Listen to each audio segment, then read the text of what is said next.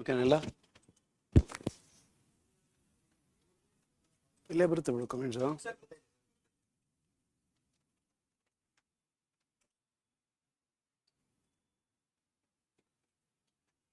Mute.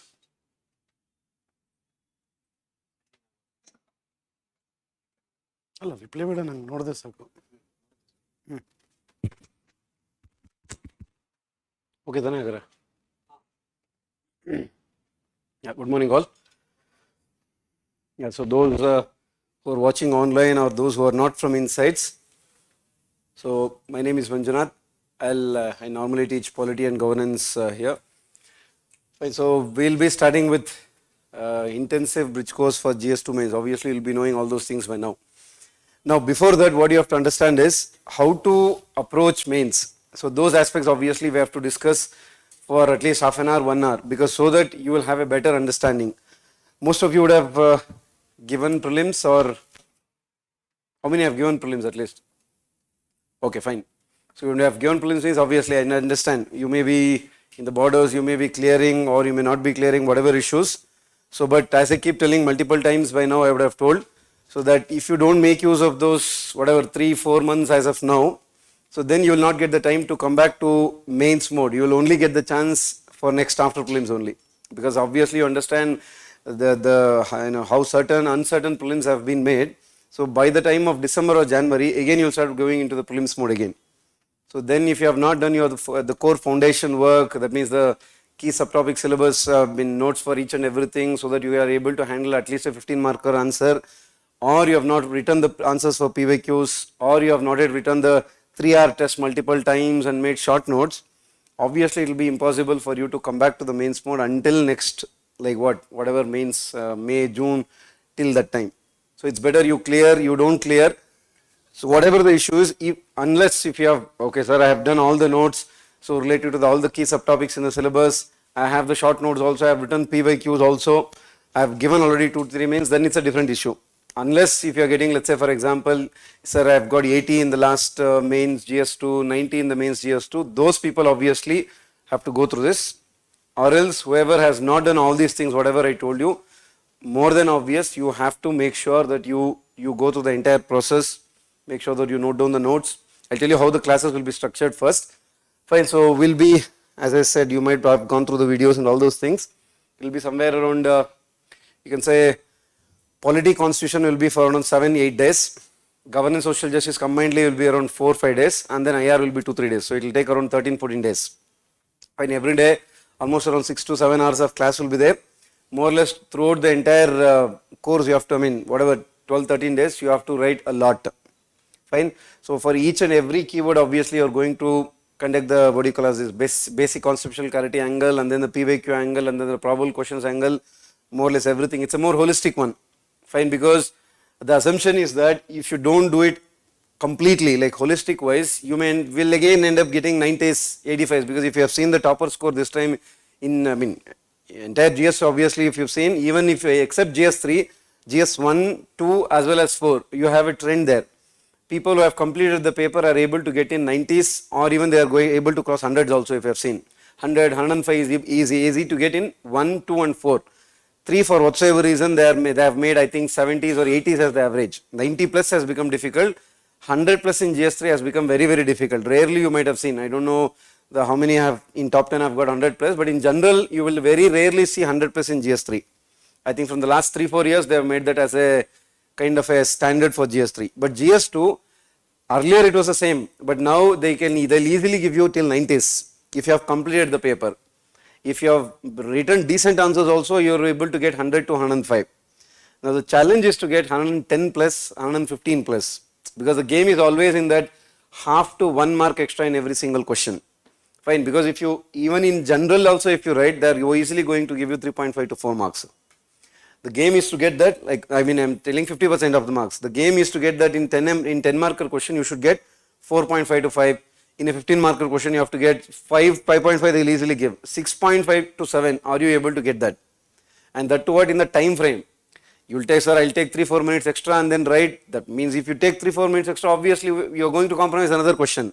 That all you would have experienced if you have already given mains or even if you have given test series.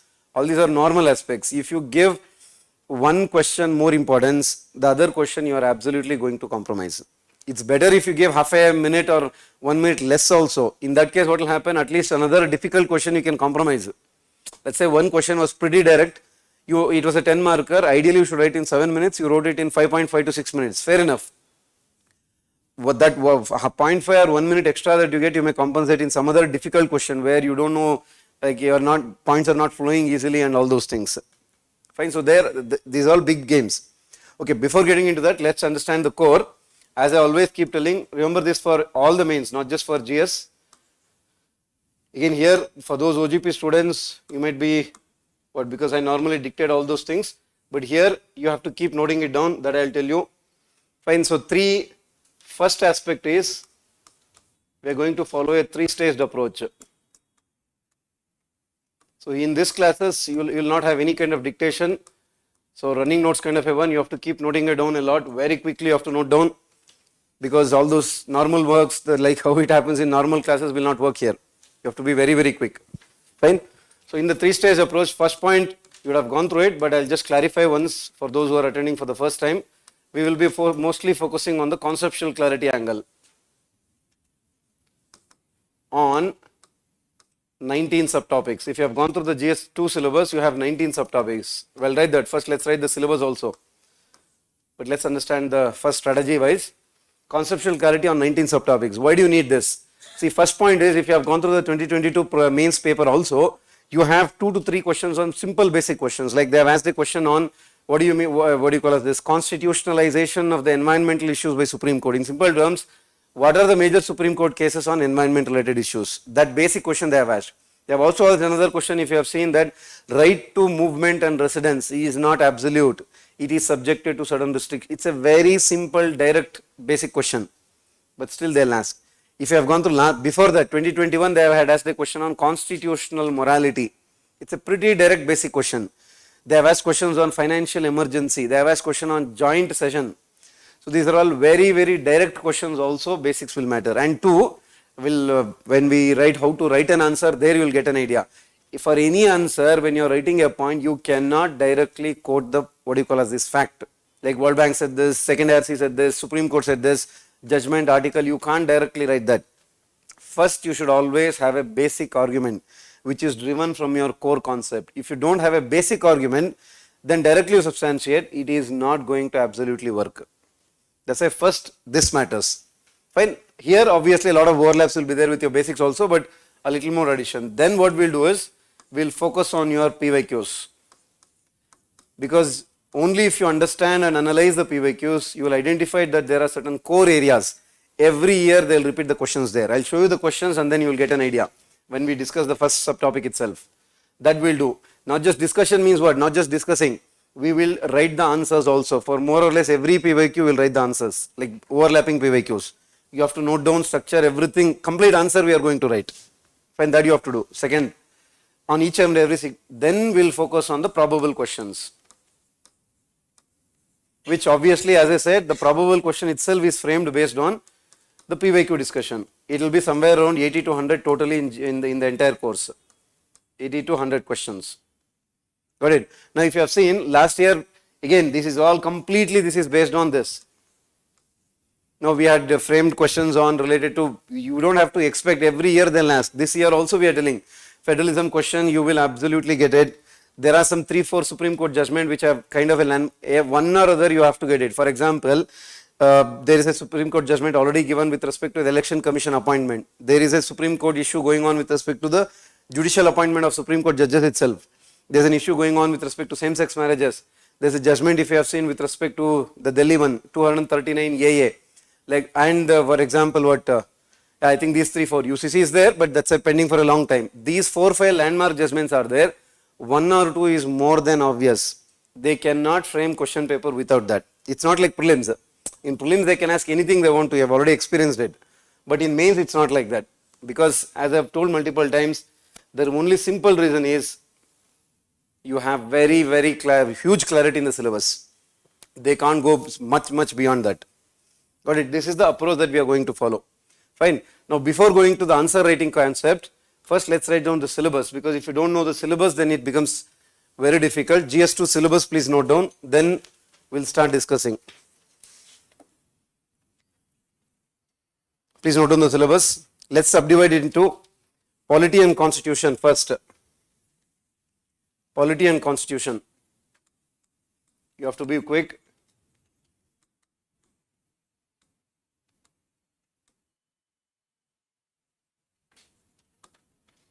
And if you have gone through the, I am telling you again, based on 2013 to 2022 paper analysis, your polity and constitution parts will be 110 to 120 marks.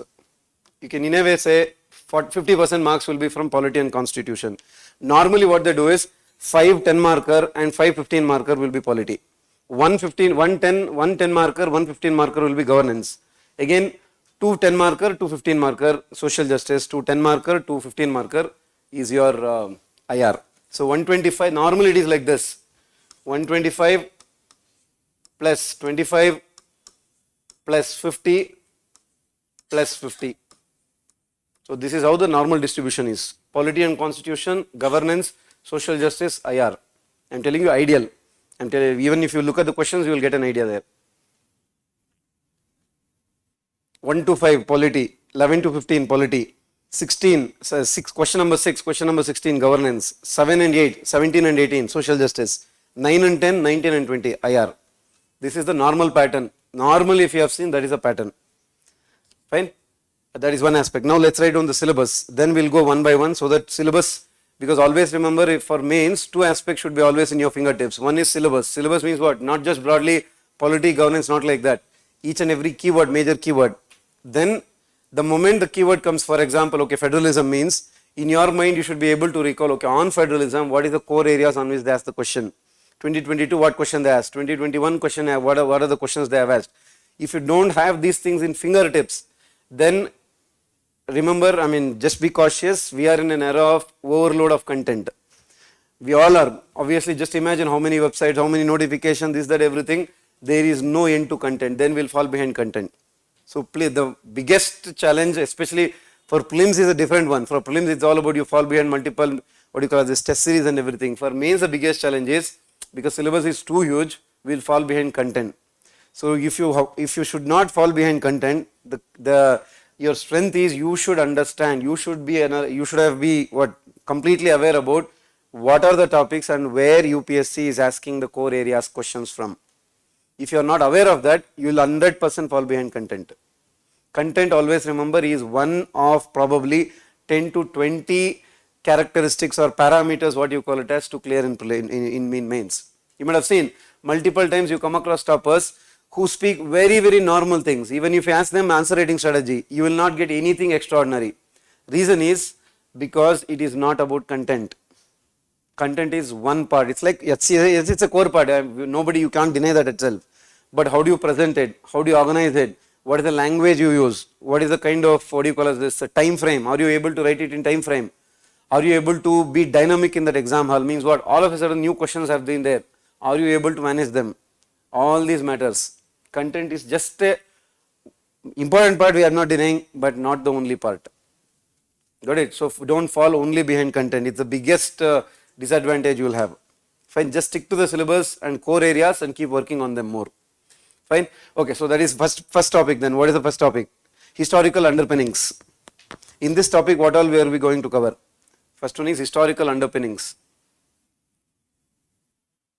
Historical underpinnings. So what will we cover under this? Evolution of constitution,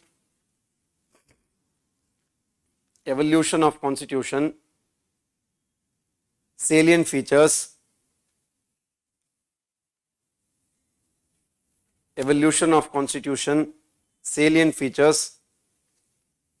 amendments to the constitution, basic structure.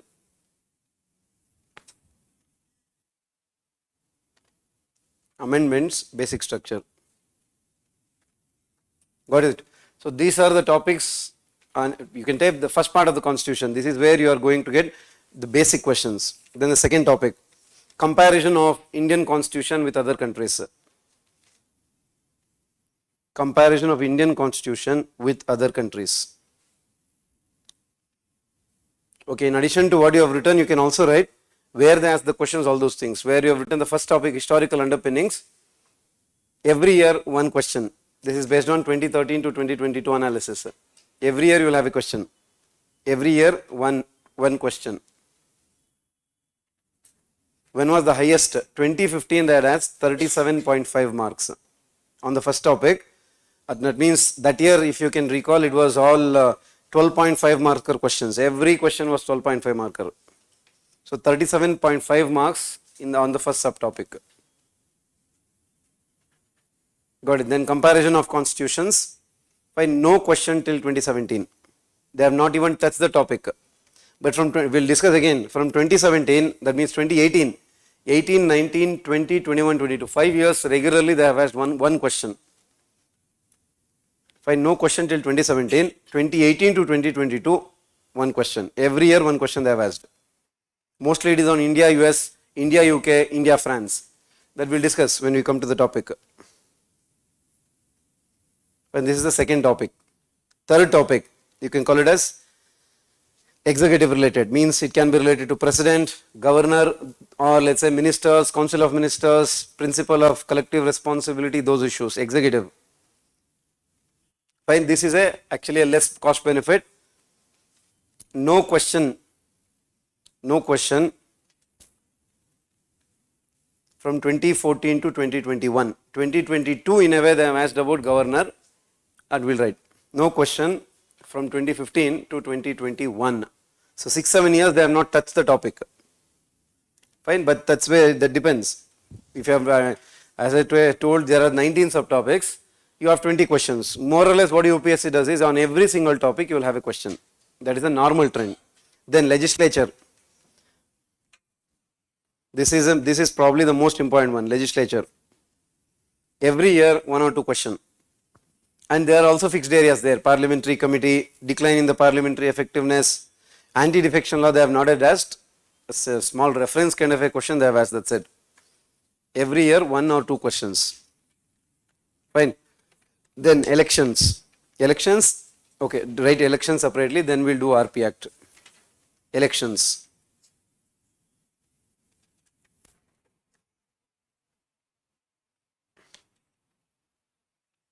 Fine, on elections, the recent question they have asked is that role of is. So election mostly it is alternate year. Not every year they have asked, alternate years. And mostly it is Election Commission of India itself. Alternate year questions you will get. Again, it's not that every year they will do like that. Point is, some topics are very important, some topics alternately they will ask. Then RP Act. RP Act, no question till 2018. RP Act, no question till 2018. No question till 2018. 2019 to 2022, one question every year. And that too there is a core area, they will keep asking the same thing. What are the provisions for disqualification under RP Act? What are the measures available? They have still not asked a question on difference between RP Act 1950 and 1951. That is a kind of expected question, we'll do it. So RP Act 19 to 2022, every year you have a question on that. Then comes your judiciary. Judiciary, obvious it is. Every year you will have a question. And the two areas are core. Judicial activism, judicial appointment, NJSC Act, those things. Every year you will have a question.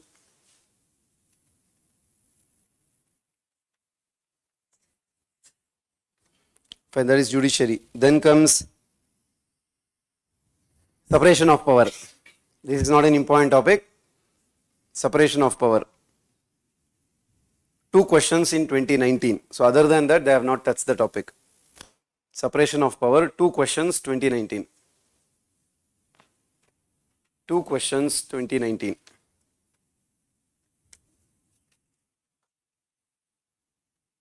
And then Federalism. Federalism is more than obvious. Every year, one question.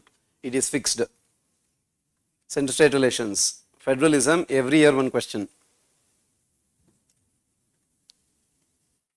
Local bodies, every year, one question. And mostly they asked about rural local bodies only, panchayats. They don't ask this municipalities. Local bodies, every year, one question. Mostly RLB, rural local body. Every year, one question. Mostly it is RLB. Then bodies. Bodies also every year one question. In fact, sometimes they ask two also. 2021 they have asked about NHRC as well as CBI. So bodies every year one question is guaranteed. And there are few bodies. There is a template to write an answer for that also. We will discuss all of them. Fine.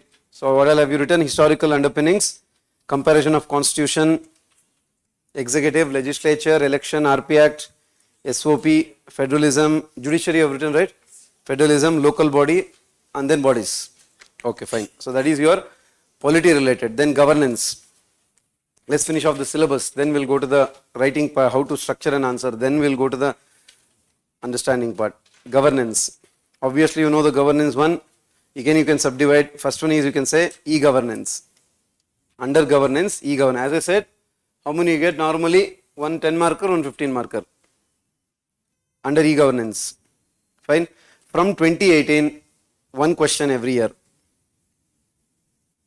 E-governance from 2018, one question every year. 18, 19, 20, 21, 22.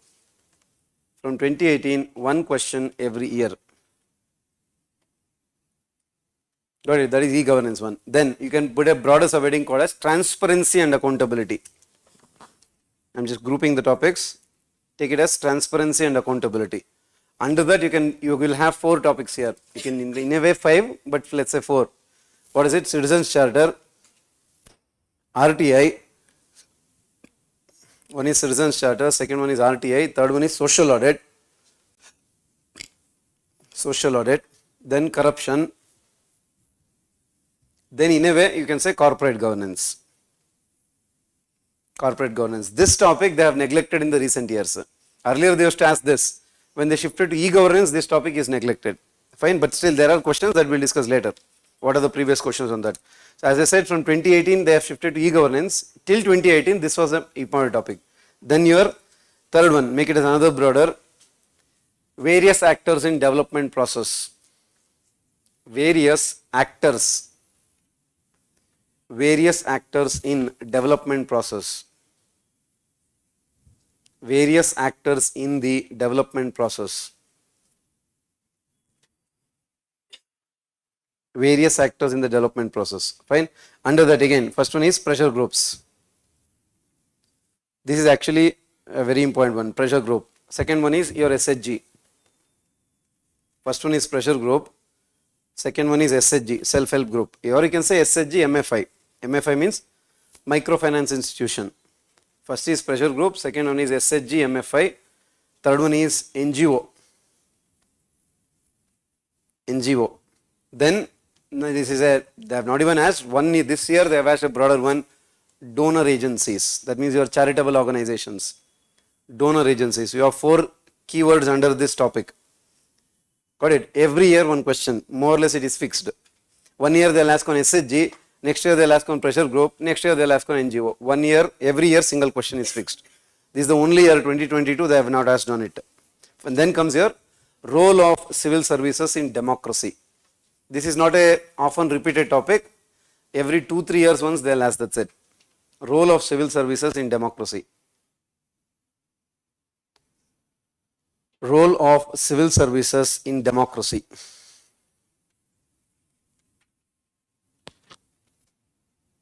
Role of civil services in democracy. Fine. As I said, not a often repeated topic. The last question, I mean, every maybe 2-3 years once they'll ask. That's it. That is one. Then let's social justice. Let's finish off the syllabus wise first. Social justice. Again, under social justice, as I said, what is the normal distribution? 50 marks. 2 10 marker, 2 15 marker. Again, under social justice, you have 4 topics. First one is welfare schemes for vulnerable sections. welfare schemes for vulnerable sections. Welfare schemes for vulnerable sections. Fine. That is first topic. Again, what there you can say, more or less you can say one question every year. Right from more or less, I think 13 itself. Every year they have asked question on this. 13, 14, 15, 16, every year. Every year you will have a question. 2022 question, if you don't recall, was in addition to welfare schemes, India should manage inflation, unemployment to serve the poor and underprivileged section. That is the question. Okay, we'll get to that later. That is welfare schemes for vulnerable section. Second topic is your poverty and hunger. Interrelationship between poverty and hunger, that is. Poverty and hunger. Poverty and hunger.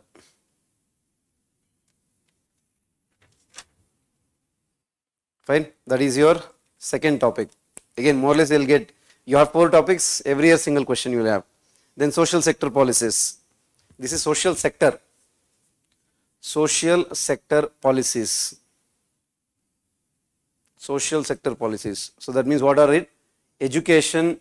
That means under that, what do you mean by social sector? Education, healthcare, human resource, skill development.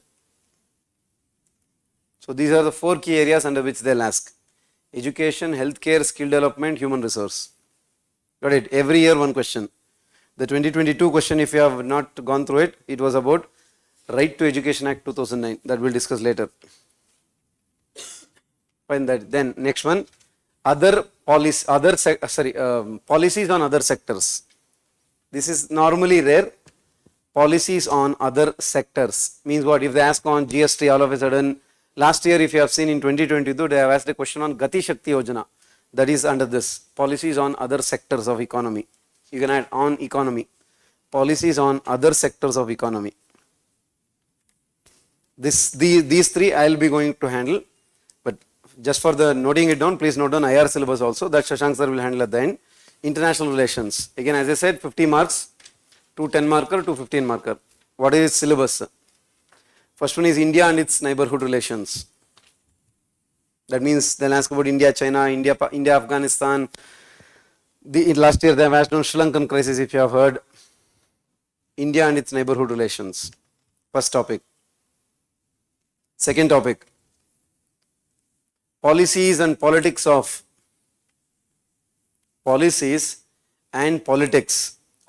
developed and developing countries.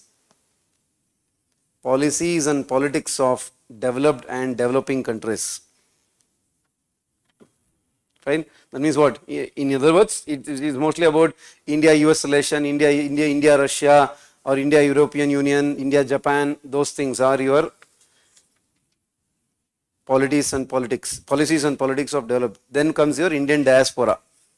That is not a often repeated topic, but better you note down. Indian diaspora. Indian diaspora. Then next one is your groupings and agreements. Groupings and agreements. That means these questions are what? Like for example, last year they have asked about of which India is a part, groupings and agreements of which India is a member or affects India's interest.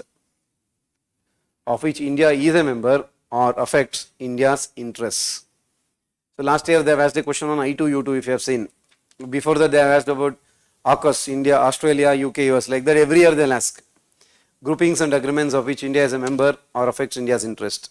Then the last topic is your international institutions. That is your, mostly they will ask on United Nations only, one or other branch of UN. International forums, international institutions. Got it? This is the broader syllabus that you have to keep it in mind. Fine. So that is where we will be focusing on your first stage, on every single topic based on the PYQs and all those things. Some basics you have to note down, all those aspects.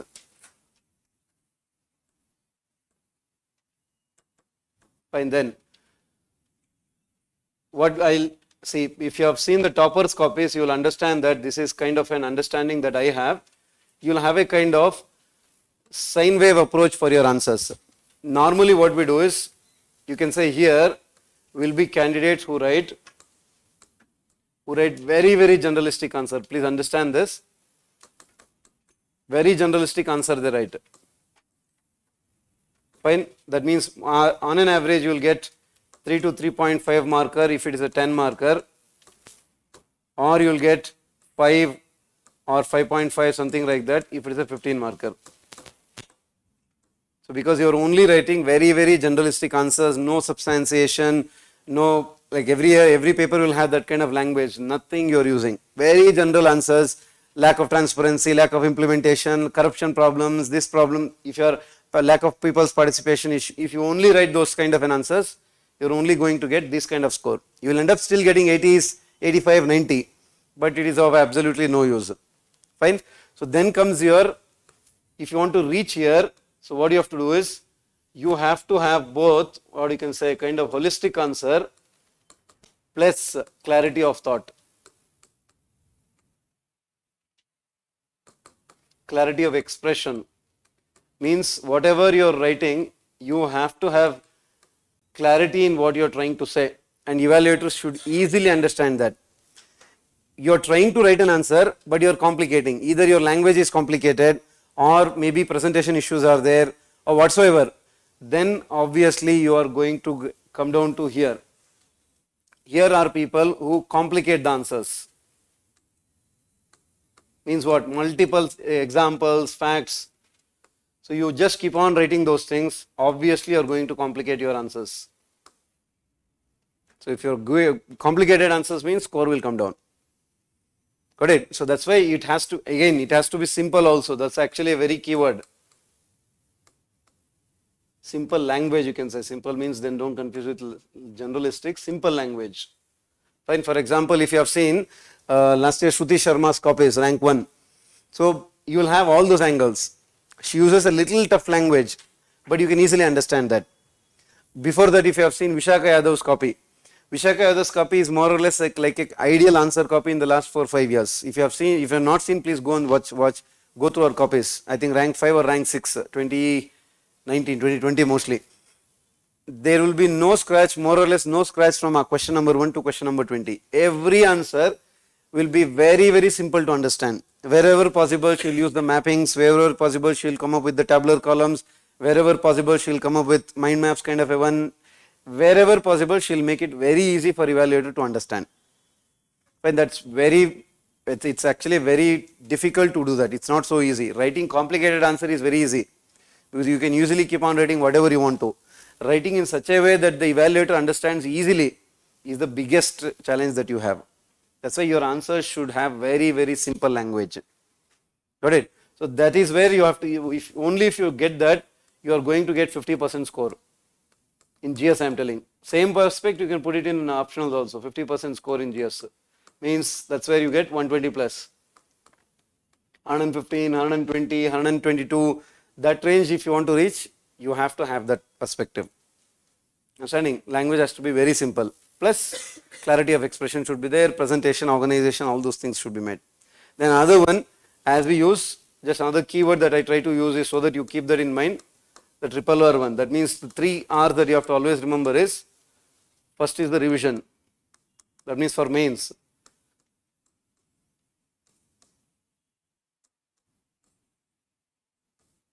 Because if you have written mains, you will understand that you will absolutely have no time to even think there. It should just keep flowing. Now if you want to revise it at least 10 to 15 times, I am telling you the mains notes. Now automatically you understand you should have what? If you don't have your short notes, it is almost impossible to revise. Now what do you mean by short note?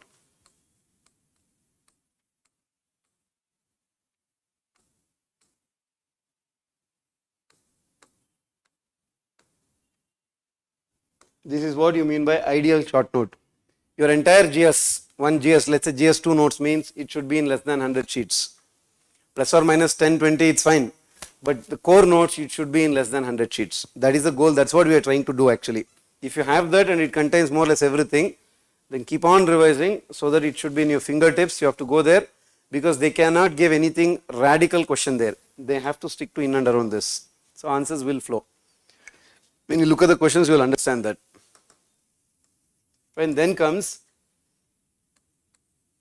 The next idea that you have to keep it in mind is the categories of questions. Like how you have it in prelims. Prelims has changed a lot. I will not get into that. But you in mains, you can identify 3 categories of question again. First is your category A, category 1.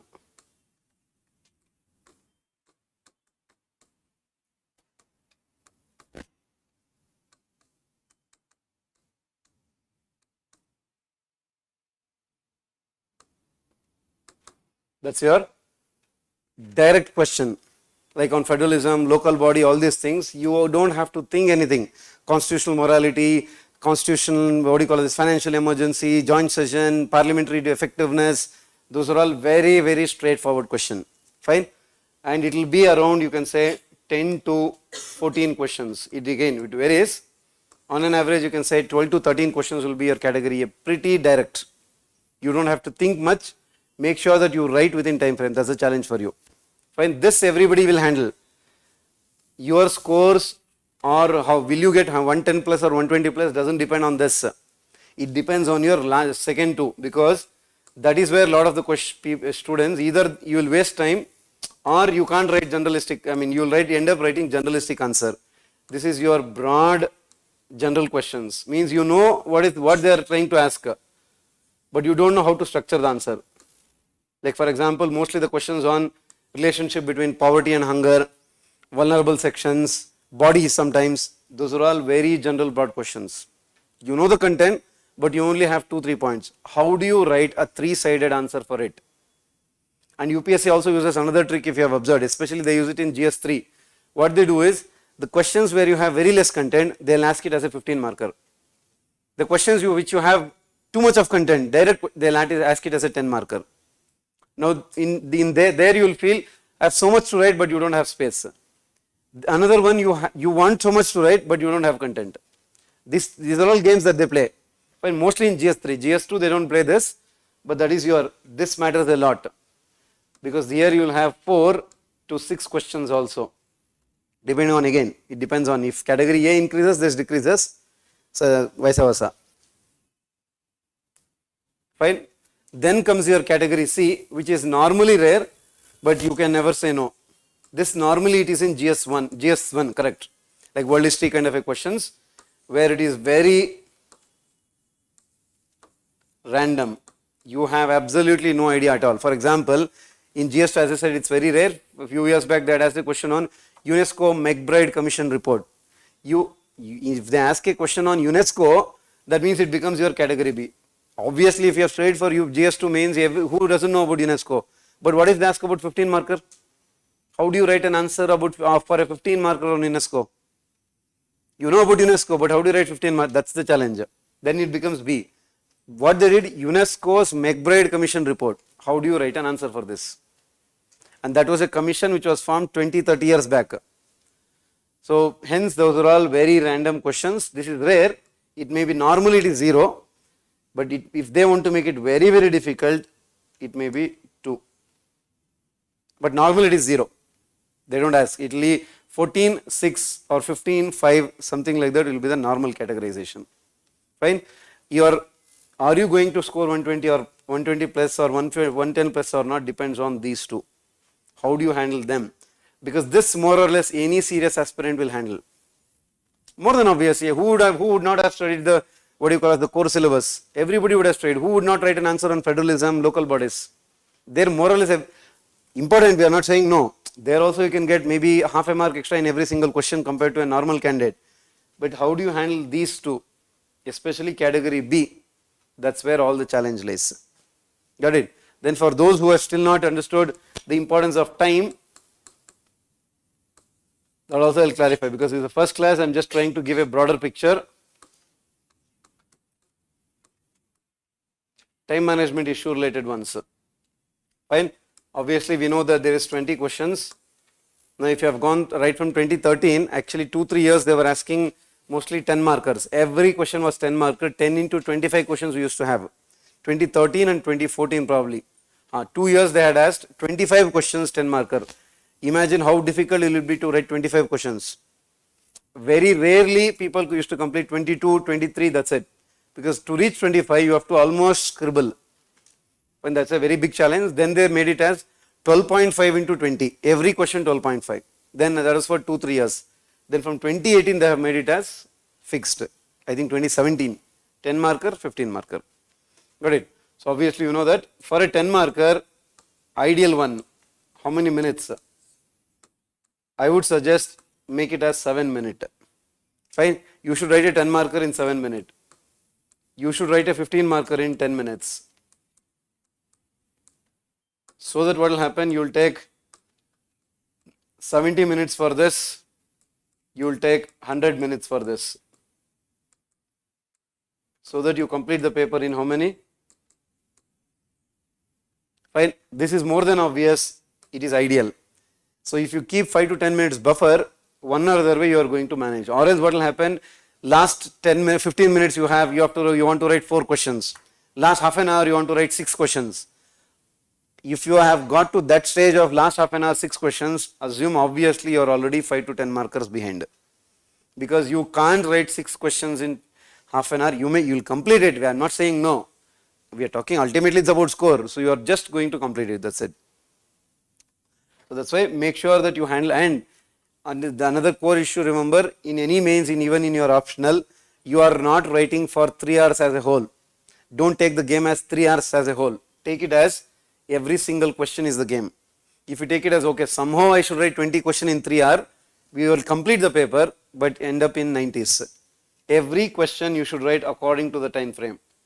That's what you call it as the key one, consistency throughout the paper. Throughout the paper you should have that consistency. Means if you open it, the topper's copy, you'll feel that did he or she start from question number 1 or question number 11? You should not even get to know. Every question same kind of importance you should give. That is what you call it as consistency throughout the paper. Understanding? So that's a very, very important key. And that is with respect to the time issue. Then comes with respect to the question issues, answer writing. That also we'll first broadly discuss it. Because these are the core issues, we'll always keep having those challenges. First obviously is what? Understand the demand of the question. If you just identify the keyword and write, that means again you are going to end up less than 50% score. Understand demand of the question, that's the core issue. Fine. Then second aspect is what? Identify the key parts, subparts. Identify subparts of the question.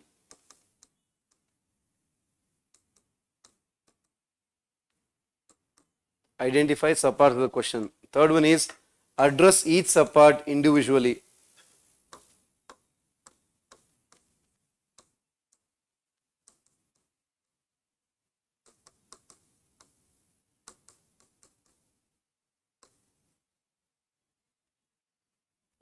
Then make it as a rule, let's say for example in a subpart, make it as a rule that you have to write only 4 to 5 points in a subpart. Let's say for example you have put a subheading significance or core features of national education policy. So maximum you write 5-6 points, because even if you write another 5-6 points extra, he is not going to give you any extra marks, because what matters is more number of dimensions rather than writing the same content. Got it? So only 4 to 5 points in a subpart. Let's say you have extra points, what you do? Either you sum up in one line, in addition so and so are the features, or if you want to do it, make another subpart and write another 4-5 points under it. Got it? So 4 to 5 subpoints in a points in a subpart. Then another logic that you have to use it is, when you write a point, first what you have to do is, first write the core argument. Basic argument, what you write is, first write the core or basic argument. Like constitution says so and so, this violates so and so fundamental right. So first write that core argument. Then what you have to do? Then substantiate. Example.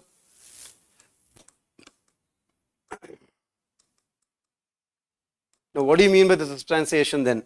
It can be your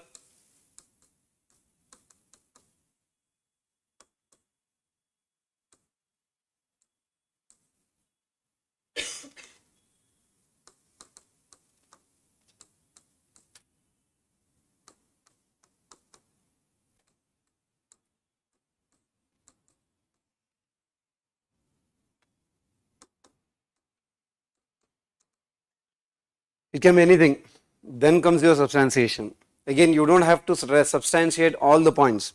Even if you do 50% of the topics, 50% of the points under a subpart, it's more than enough. That means when you write five points under a subtopic, subpart, don't make it as a kind of burden on yourself so that for every single point I should write example. Not necessary. Because if you try to keep on searching for facts, okay, let me remember the facts, you're going to waste time. Maximum 50% of the subpoints, if you have substantiation, it is more than enough. I think you got the point, right?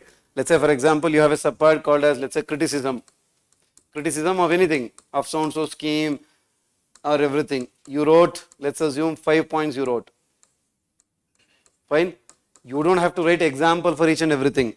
You wrote example for point number 2, you wrote example for point number 5. That's more than enough.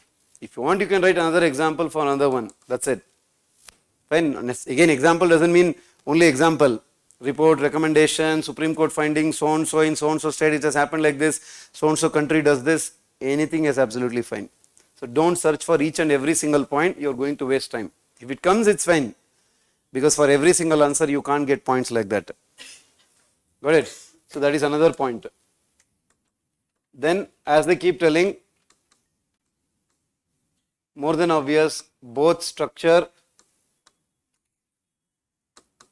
presentation, organization matters a lot. So structure means that the typical introduction, body, conclusion, within that every subpart you have to identify, within that all those things. Fine. Presentation, not necessarily beautiful, you can say legibility. So does it matter? Obviously it matters. You can say 0.5 invisible marks for this. Every single question you will have marks. If let's say you go and ask for a normal evaluator, two people have written the same content, copy paste. If one has written it well, means no scratches, is that everything easy to understand, automatically it's a human factor, that person will get 0.5 marks extra. No doubt about it. That's why legibility matters a lot. 0.5 marks in each question means, imagine, at least 5 to 10 mark difference it's going to make in a paper. So that's the game, in fact, sometimes. Got it? That's why it matters a lot. Then, even here, what you have to do is, when you are writing, let's say 5 points, even here the rule is, you have to prioritize your points. Means what? Important points should be written first. Important points you have to write first, because if you don't write the important points, so then you are only going to write generalistic points, that's it. For example, the core constitution arguments, that point should come first. That's why, let's say for example, you write generalistic points and then you wrote your important point here. Already your score is decided. Fine, it is not going to make any difference. So please prioritize your points first. First 1 or 2 points should be the most important points. Sir, how should it happen? That happens only if you have revised it like that. When you have written your notes like that, when you have practiced your answers like that, that will flow. Or else when you go there but you have a generalistic content you want to dump there, the points will not flow easily. After you recall the point points will come. By the time either time issue will come or you would have already written the answer. All these are small issues but matters. Got it? So that's why please prioritize the points. Fine. Then as I have already told, consistency. Consistency throughout the paper. This I would say is very, very important.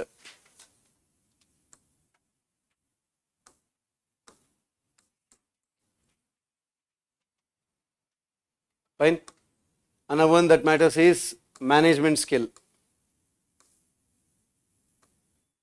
In your category B question, means you have generalistic content but still you should write a 15 marker, 10 marker. So there your management skill matters a lot. Management skill means what? For example, let's say if you have a category A question, as I said in the beginning, what kind of structure you have to use? For category A, the best solution is use your bullet point approach. Means 1, 2 sentences done, then write more points. For category B, what you use is use the small paragraph approach. The moment you look at the question, you will get to know, do I have the content here or I have to manage? The moment you tell yourself, okay, I have to manage here, go for a small paragraph approach. Small paragraph means you understand, right?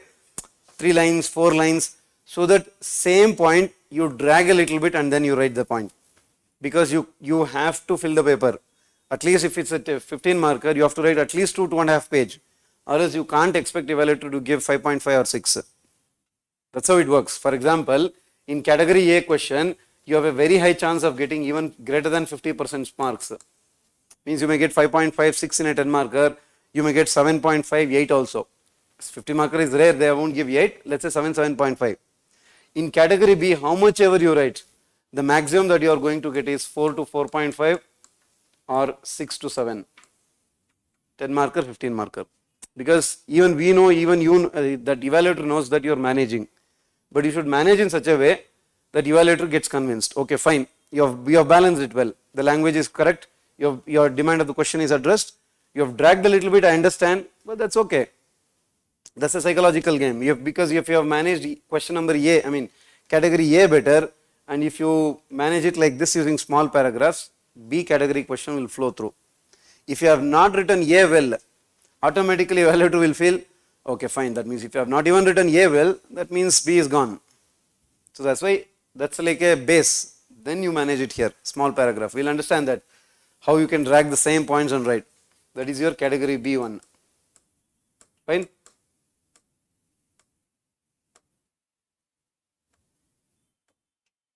Then another thing that matters is, especially in your intro and conclusion,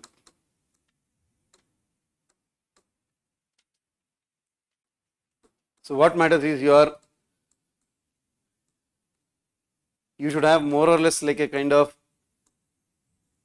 ready-made definitions or statements.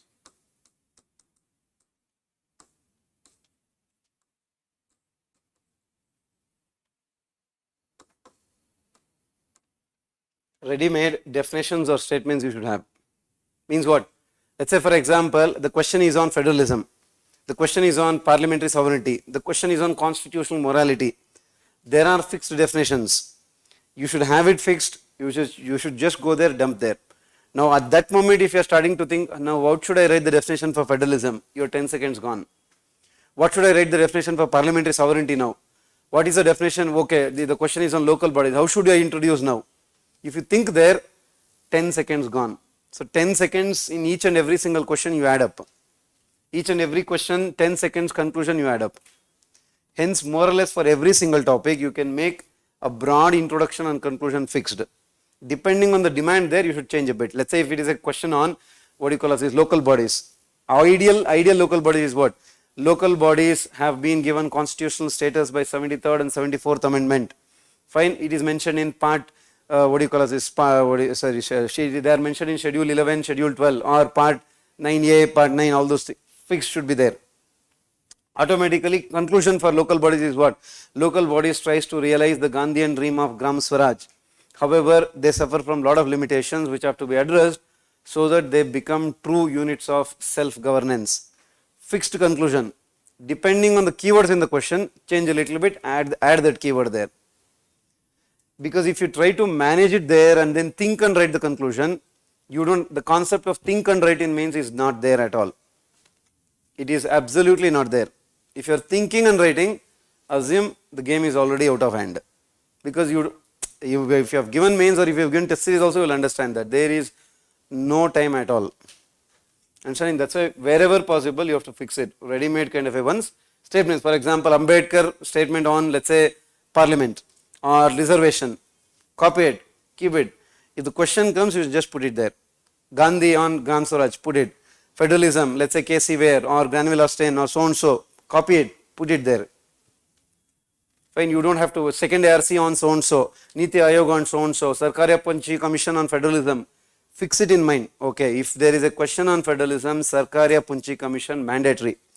Write recommendation, way forward, 3 to 4 recommendations, just dump there. You have to.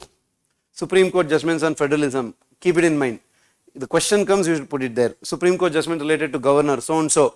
For example, what do you call this, Nebam Rabia case, or for example, Shamsher Singh case, or so on, some 3-4 judgments are there. Supreme Court judgment on ordinances, right from, remember, R.C. Cooper case, D.C. Wadhwa case, Krishna Kumar, dump it. You have to. That's how you manage the content. you think the game is gone. So that's why you should make that foundation ready in the beginning itself. You'll know it, it should be there at like a kind of consolidated note. Understanding? So that is your ready-made definitions, introductions and all those things. Yeah, fine. So that is the broader one. Yeah, I think that's more than enough for your broader aspect. Now let's start with any other questions. Broader aspect. Or else let's start with the first subtopic. Please put the heading.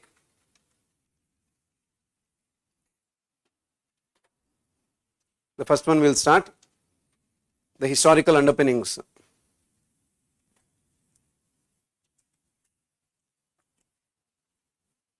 Historical underpinnings.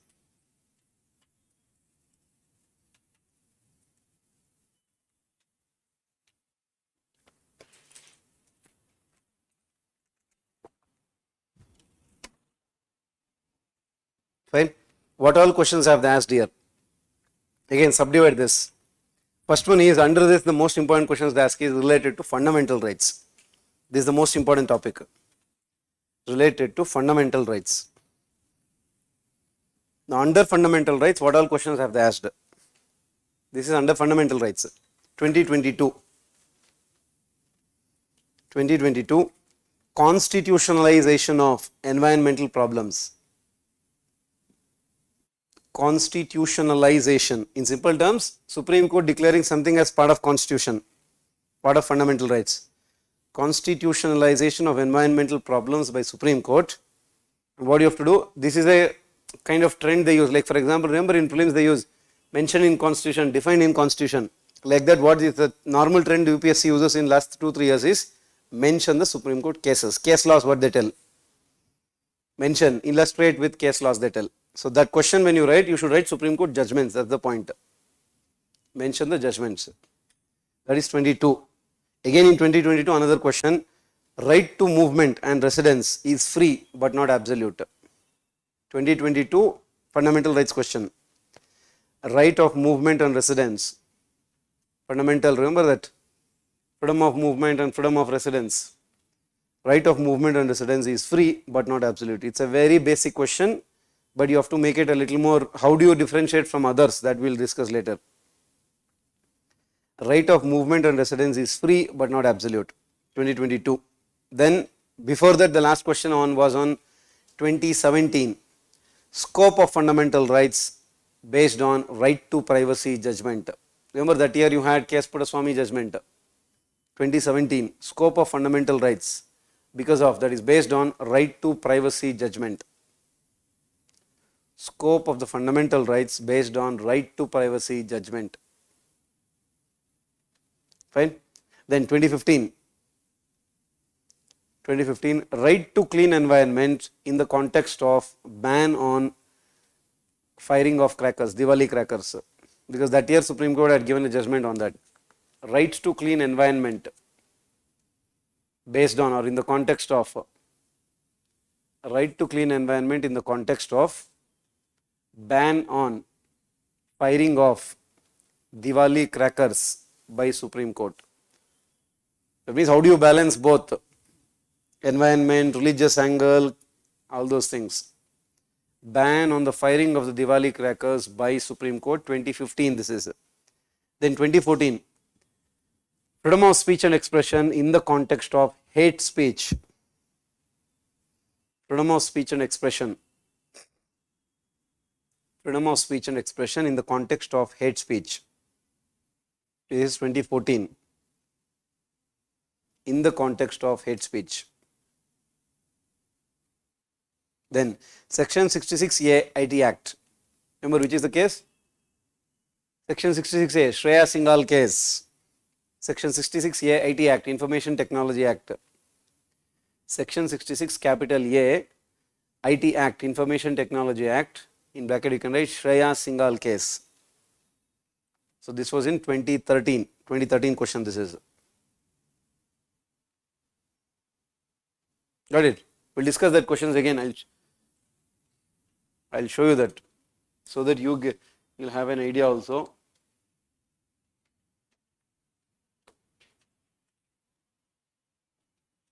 So this is your first question.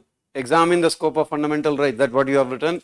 In the light of the latest judgment of Supreme Court on right to privacy. That was question number 1. Then this is your 2022. The most significant achievement of modern law is the constitutionalization of environmental problems by Supreme Court. Discuss the statement. Remember, this is the key. I mean, that they keep on adding now. Case laws means what? Supreme Court judgments. Discuss the statement with the help of relevant case law. Then another 20, right of movement and residence throughout the territory are freely available to Indian citizens, but it is not absolute. How is it? What are the judgments?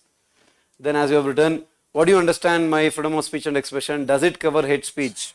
And you can also add that keyword. What is the third concept? Why films are treated differently? At that where you have written hate speech one, the third subtopic. Why do the films in India stand on a slightly different plane? That means why films are treated differently. That means compared to print medium, all those things, why do you have CBFC everything for films? I think that year some movies would have been banned. That's why in that context I have asked this. Why films are treated differently?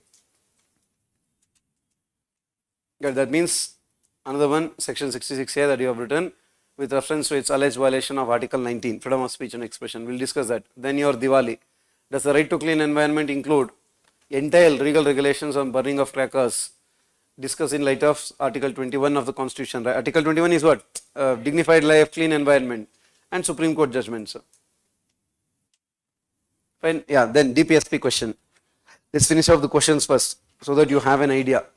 Then DPSP, because this part includes significant features, basic structure, everything. On DPSP you have only one question, that is this one. Which is it?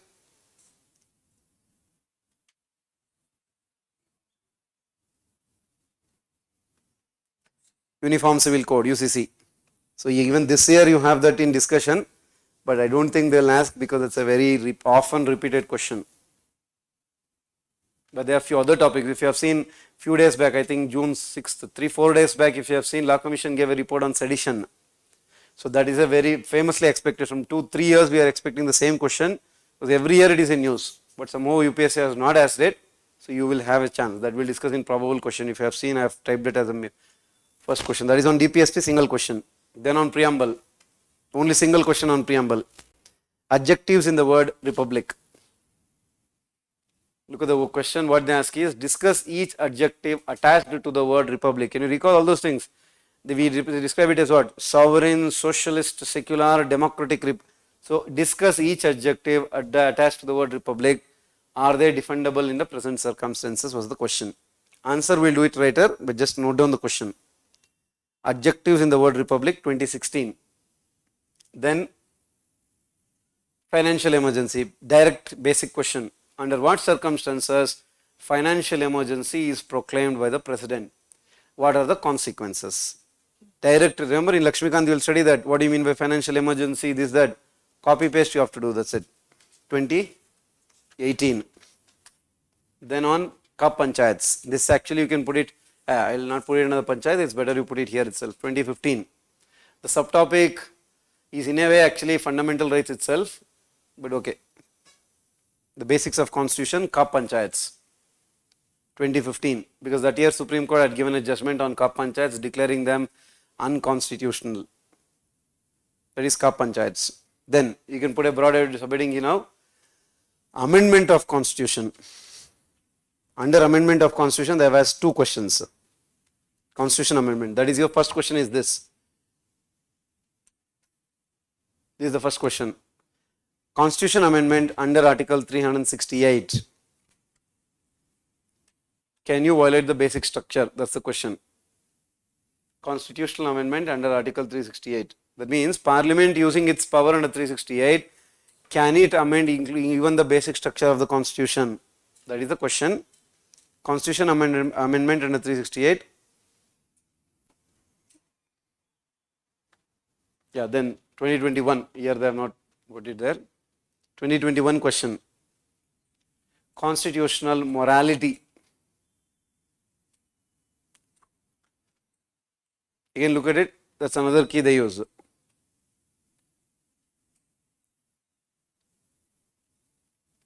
So what they do is, write the cases. constitutional morality with Supreme Court judgments. Don't read the entire question, that we'll do it later. First understand on what basis or on what topics they ask the question. Now, if you have gone through the previous, now look at the previous questions. Under this first subtopic, the most important topic is which one? Fundamental rights. That is where at least alternate year they will ask a question. Got it? One or other way they will ask that. So for that, from this actually this topic I will discuss under Supreme Court, so that's why I will not mention it here. Separation of power is different. Okay, if you want you can write this topic also. Okay, this one I add it as Union and Territories. Under Union and Territories 1 year, because that year if you can recall 2013 Telangana movement was going on. Under Union and Territories, under first subtopic historical underpinnings, simple terms take it as creation of small states. Do you think if you create more states the governance will improve? That's the question. Creation of small states. Creation of small states.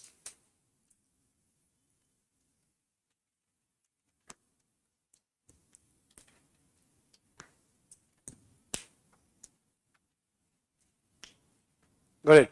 So even this year you have a question, expected question, but that I have printed under, if you have seen, Ministry of Home Affairs, Amit Shah time and again trying to resolve the interstate boundary dispute.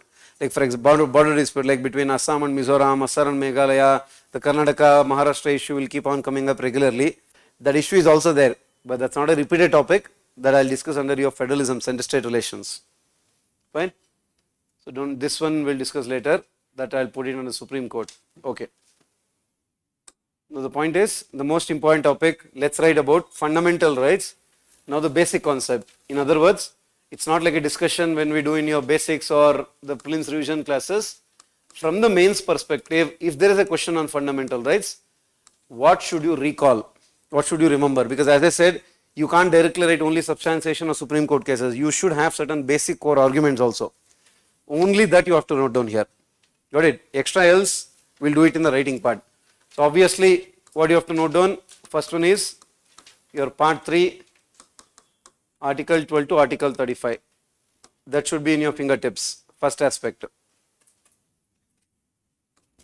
And if possible, because sometimes if there is a question on very basics of fundamental rights, you may have to use this. That it is called as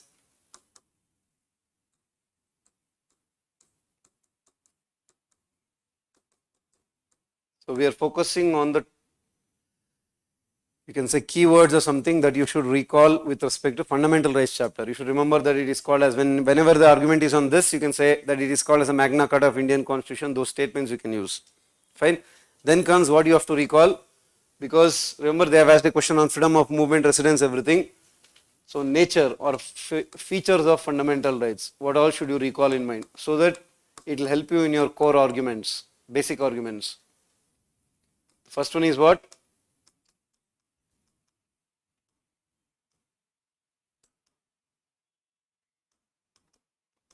All the fundamental rights are available to the citizens. 2, you are not available to foreigners.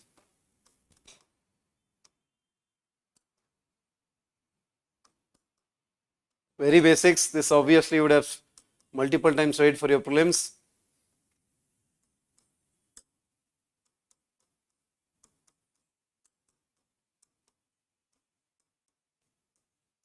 You are not available to the foreigners, that is your 15, 16, 19, 29, 30.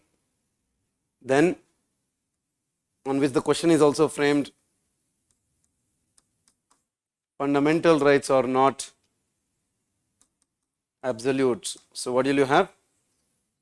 You will have reasonable restrictions. You have to use the word, you can't use the word just restrictions, you have to use the word reasonable restrictions itself, because it is based on a reason, it is based on some purpose to be achieved. That's why it is reasonable restriction.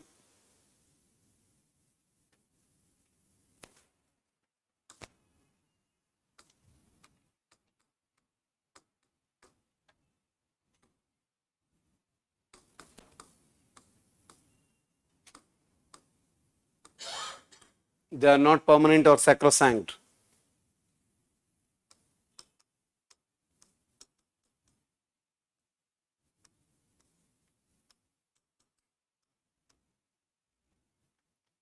they are justiciable in nature.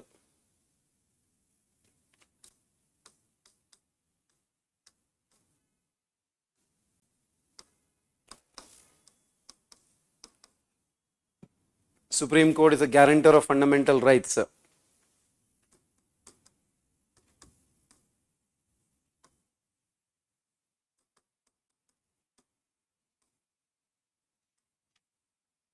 Negative in character.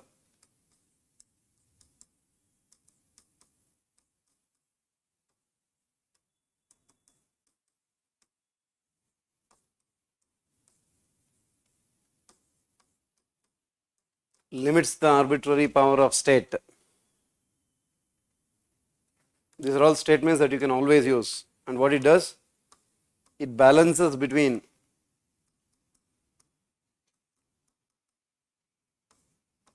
individuals' freedom and societal control. It is trying to ensure a balance between them. Individuals' freedom and society's control or societal welfare. Balances between, that means fundamental rights tries to ensure a balance between individuals' freedom and societal control. Now, these are the core arguments with respect to fundamental rights that you have to use. Other things, of course, when we write the previous year, right to privacy, all those things, we'll write that. Got it? So then comes your, what else you have to recall? Just keep it in mind, because fundamental right is the most important one. Somewhere you can get an article definition. What is Article 12, Article 13? Sometimes you may have to use. I'll just list it down. No details, anything. What is which article? That's it. Of course, these are all basics. But sometimes you may have to use somewhere so and so article definition, something like that. So keep it in mind. For every part, you don't have to do it. What all will be part of that? All those things you know. I'll not get into that. That is all basics. That's for prelims aspect. Whenever you come across, sometimes let's say you're writing about this is based on judicial review, in bracket you can write Article 13. That's why we have to remember Article 13 means judicial review, or you can write it as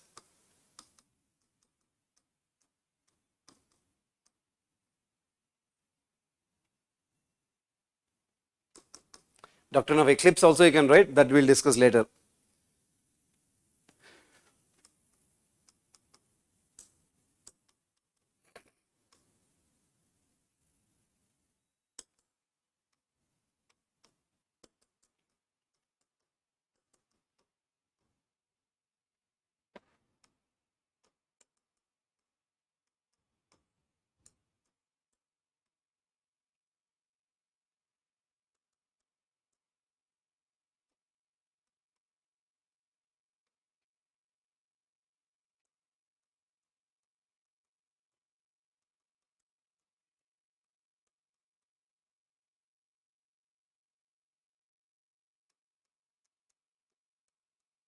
So subcomponents, everything, you never know, they may ask that also. Because last year, if you have seen, I think 2021, in comparison of constitution, they have asked, compare, they have asked a question writing, compare the equality provisions between which one? India and US. So that is actually related to your Article 14. Got it? If you want, you can write that also. Under equality before law, please note down the components. This you may get a question, you never know. Basic question I am telling, because I have shown you, sometimes they ask basic question also. What are the components under equality before law? First one is absence of special privileges. That's the keywords. You will obviously understand that. You have already under multiple times you would have revised. Absence of special privileges. 2, no one is above the law. Under equality before law we are writing. Absence of special privileges. No one is above the law. Third one, everybody is subjected to same law in the same court of law.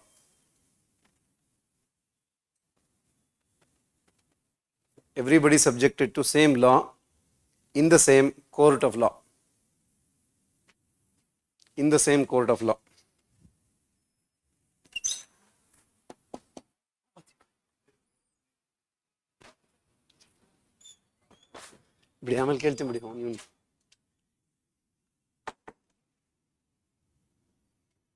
And that is one, equality before law. Then equal protection of law. Then 3 components there. So what is the first one? Equality of treatment for people in equal circumstances. Equality of treatment. Equality of treatment for people under equal circumstances. Equality of treatment for people under equal circumstances. For people under equal circumstances.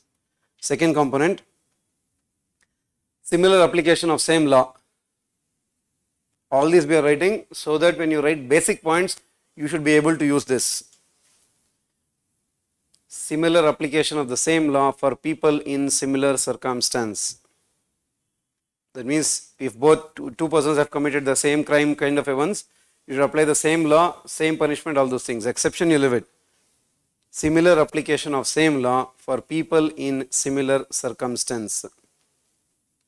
For people in similar circumstance. Second one. Third one, only likes are treated alike. Only equals will be treated equally. Only likes are treated alike. Only likes are treated alike.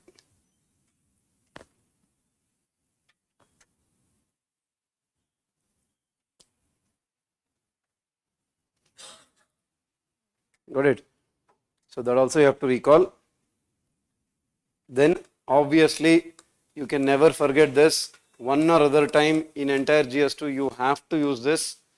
So please note down.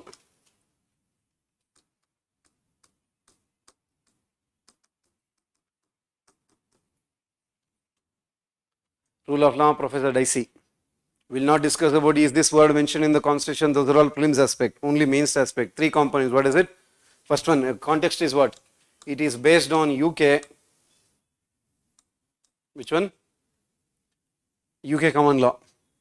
Because even whenever possible you can use that argument. Based on UK common law. Because there are two types of legal system, common law system, continental legal system. That is French one, this is UK one, UK common law. Again, three components. What is the first one? Absence of arbitrary power. You can use that statement anytime. That this leads to arbitrary power. Let's say for example, sedition, when you are writing an argument, you can say sedition, provision of sedition, it may violate rule of law because it lead to arbitrary power. That argument. Absence of arbitrary power. Second argument is what? It's a repeated one, equality before law. That's your second argument, second component, sorry. Equality before law. Third one is constitution is the result,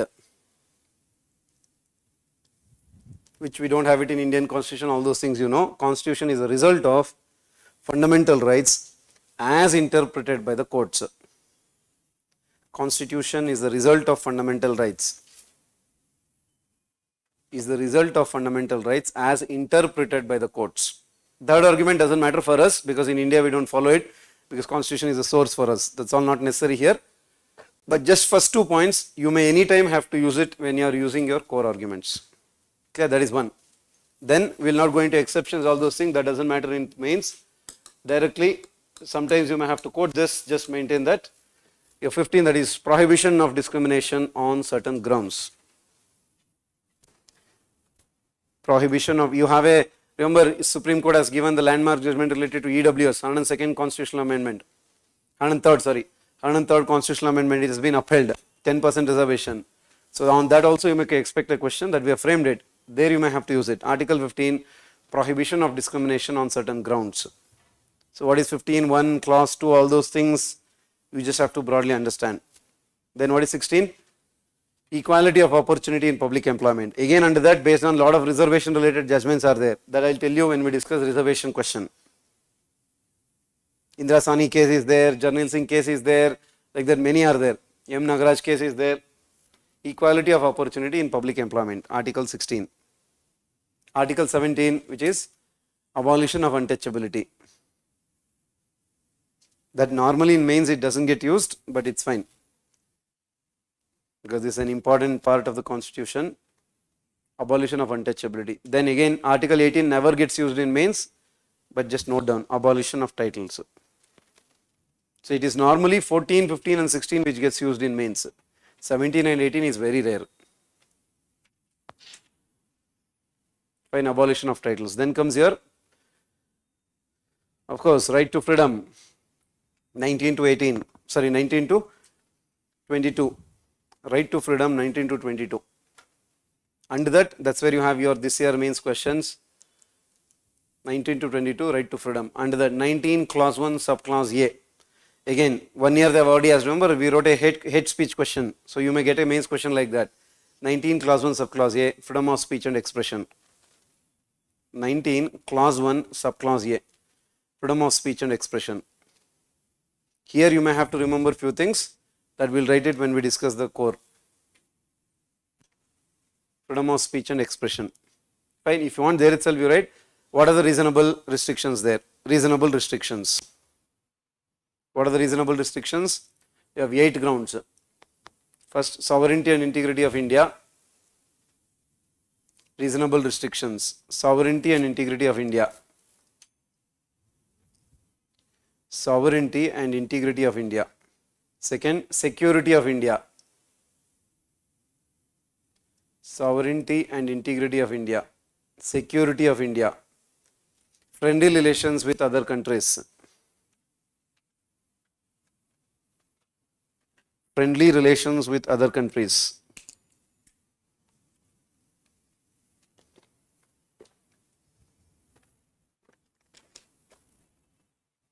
And then public order.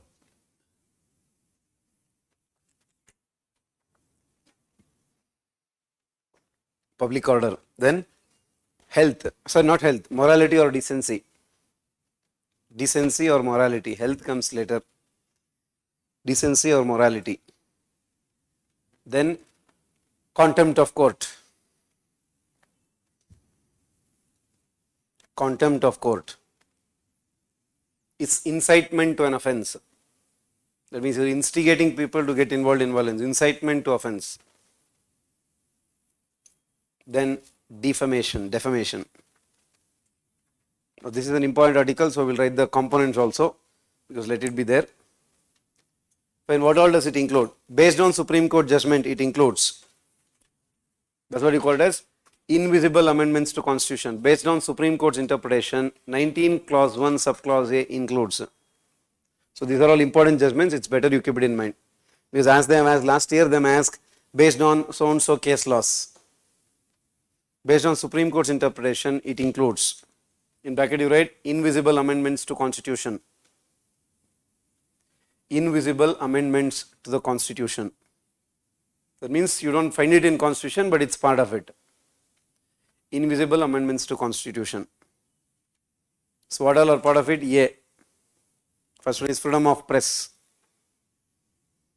Freedom of press. In which cases? In bracket you write Ramesh Thapar case. So anytime you may have to use this. Ramesh Thapar case. Ramesh Thapar case. Brijbhushan case. Brijbhushan. B-R-I-J. Brijbhushan case. Brijbhushan case. Fine. In a way you can write the recent one also, that is Madhyamam 1 case. The recent Kerala news channel. Madhyamam 1 case. Madhyamam 1 case. And that is freedom of press. Then freedom of creative expression. Freedom of creative expression means it includes your right to write your novels, articles, books, paintings, creative expression. What all in bracket? Yes, Rangarajan case. Yes, Rangarajan case. Fine. Then right to remain silent, or freedom of silence, whatever you can call it as, freedom of silence. In bracket, Jehovah Witnesses case. J-E-H-O-V-A-H. Jehovah Witnesses case. You remember that Kerala children who never used to sing national anthem? Jehovah Witnesses case. Officially called as, in the other name for it, official name. This is famous name. Bijo Emmanuel case. B-I-J-O-E. B-I-J-O-E. Emmanuel. E-M-M-N-E-U-L. B-I-J-O-E. Bijo Emmanuel. E-M-M-A-N-E-U-L. Bijo Emmanuel case. Got it? That is your freedom of silence. Then right against telephone tapping. Right against telephone tapping. You don't have landmark cases for it. Right against telephone tapping. So that's also part of it. Then right to internet, which is, they have still not asked a question on right to internet, you can easily expect right to internet. Always remember, when you write right to internet, you should write two judgments. One is Anuradha Bhashin case. Anuradha Bhashin, Bhasin. Anuradha Bhashin case. And the second one, Fahima Shirin, Fahema, Fahima, Faheema, Fahima Shirin, Shirin, Fahima Shirin case. Fahima Shirin case. Fine. So related to this itself, you have your, remember, sedition issue, all those things, that will come to that. That's why I made you write all these things. So these are broader things that you have to remember. Again, right to tell you what you call as is broadcasting, this, that, everything is there as part of it, but that's fine. So these are your landmark, class 1, subclass A, class 1, subclass B, 19, class 1, subclass B. So that's your freedom of, or freedom to assemble peacefully without arms. Freedom of assembly, freedom to assemble peacefully without arms. Freedom to assemble peacefully without arms. Without arms. So in broadly, what else you can take? It includes right to protest and right to dissent. It includes right to protest and right to dissent. And these are all keywords you should always remember. Remember, right to protest and right to dissent, you can say it as part of 19, class 1, subclass A also, subclass B also, both you can tell. Right to protest and right to dissent. What is the reasonable restriction? RR. One is sovereignty and integrity. Second one, public order. See, that's how they have framed your freedom of residence question. Sovereignty and integrity, and B, public order. Then class 1, subclass C, freedom of association.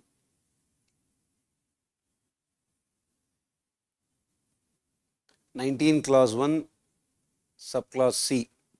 So just write one statement. What all does it include? It includes right to form.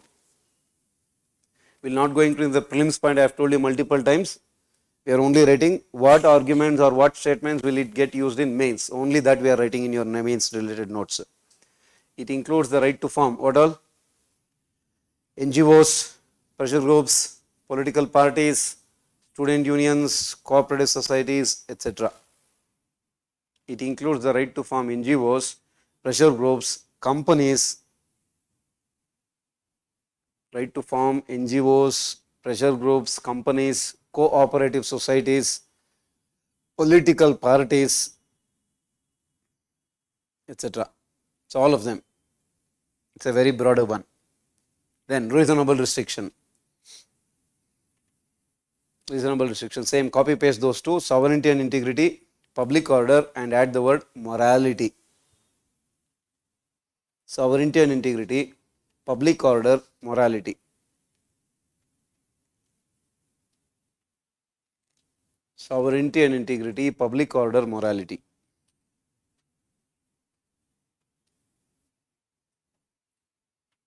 Got it. So that is clause. That's next one is your prelims question. 19, clause 1, subclass D.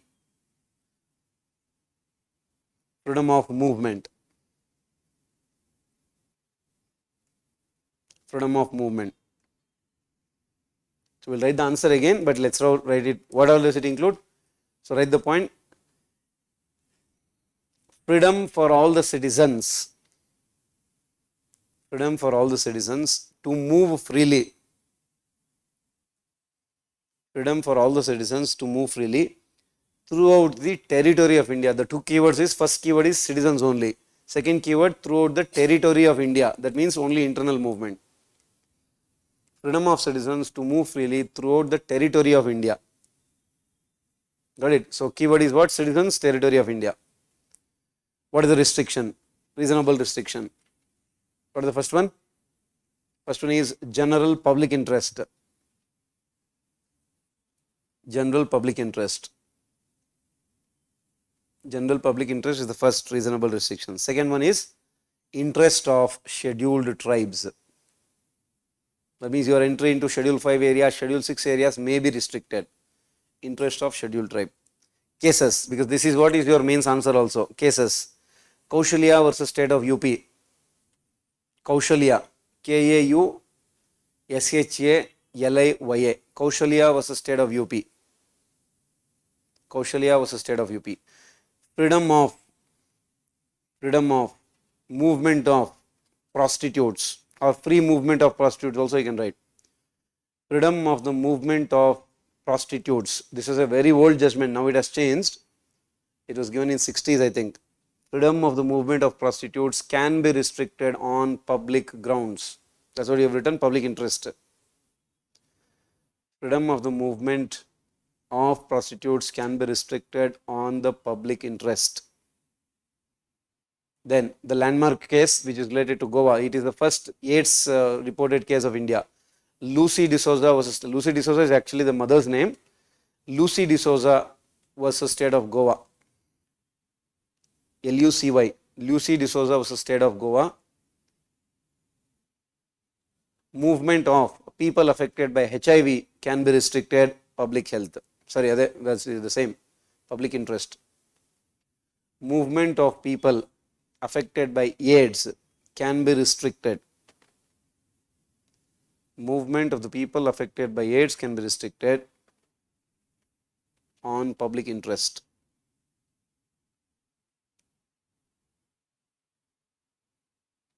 Can be restricted on the public interest.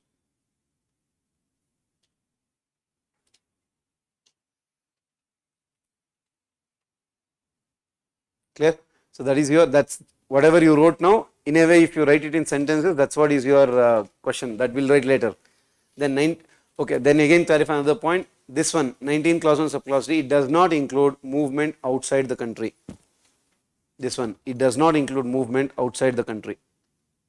It only, that's why it's the word territory of India. It does not include the movement outside the country.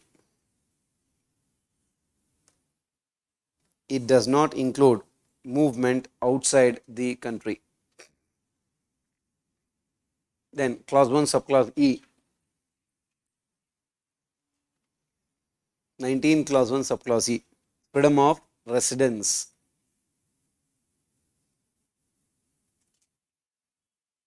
It includes both temporary residence and permanent residence, that is settlement. It includes both temporary residence and permanent settlement. It includes both temporary residence and permanent settlement. Fine, again, reasonable restrictions, same copy paste, public interest, scheduled tribes. Reasonable restrictions, public interest, and B, interest of ST, interest of scheduled tribes.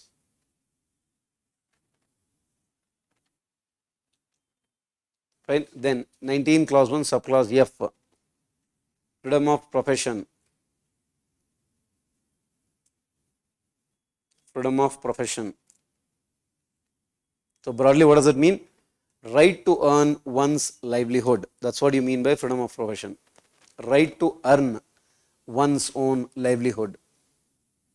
Right to earn one's own livelihood. Right to earn one's own livelihood. Fine. Again, how can it be restricted? Subjected to. It is exactly not reasonable restriction. Subjected to. Subjected to professional and academic qualifications. Subjected to professional academic qualifications. Subjected to professional and academic qualifications. And next one is what? Any profession can be monopolized by the state. Any profession can be monopolized by the state. Any profession can be monopolized by the state.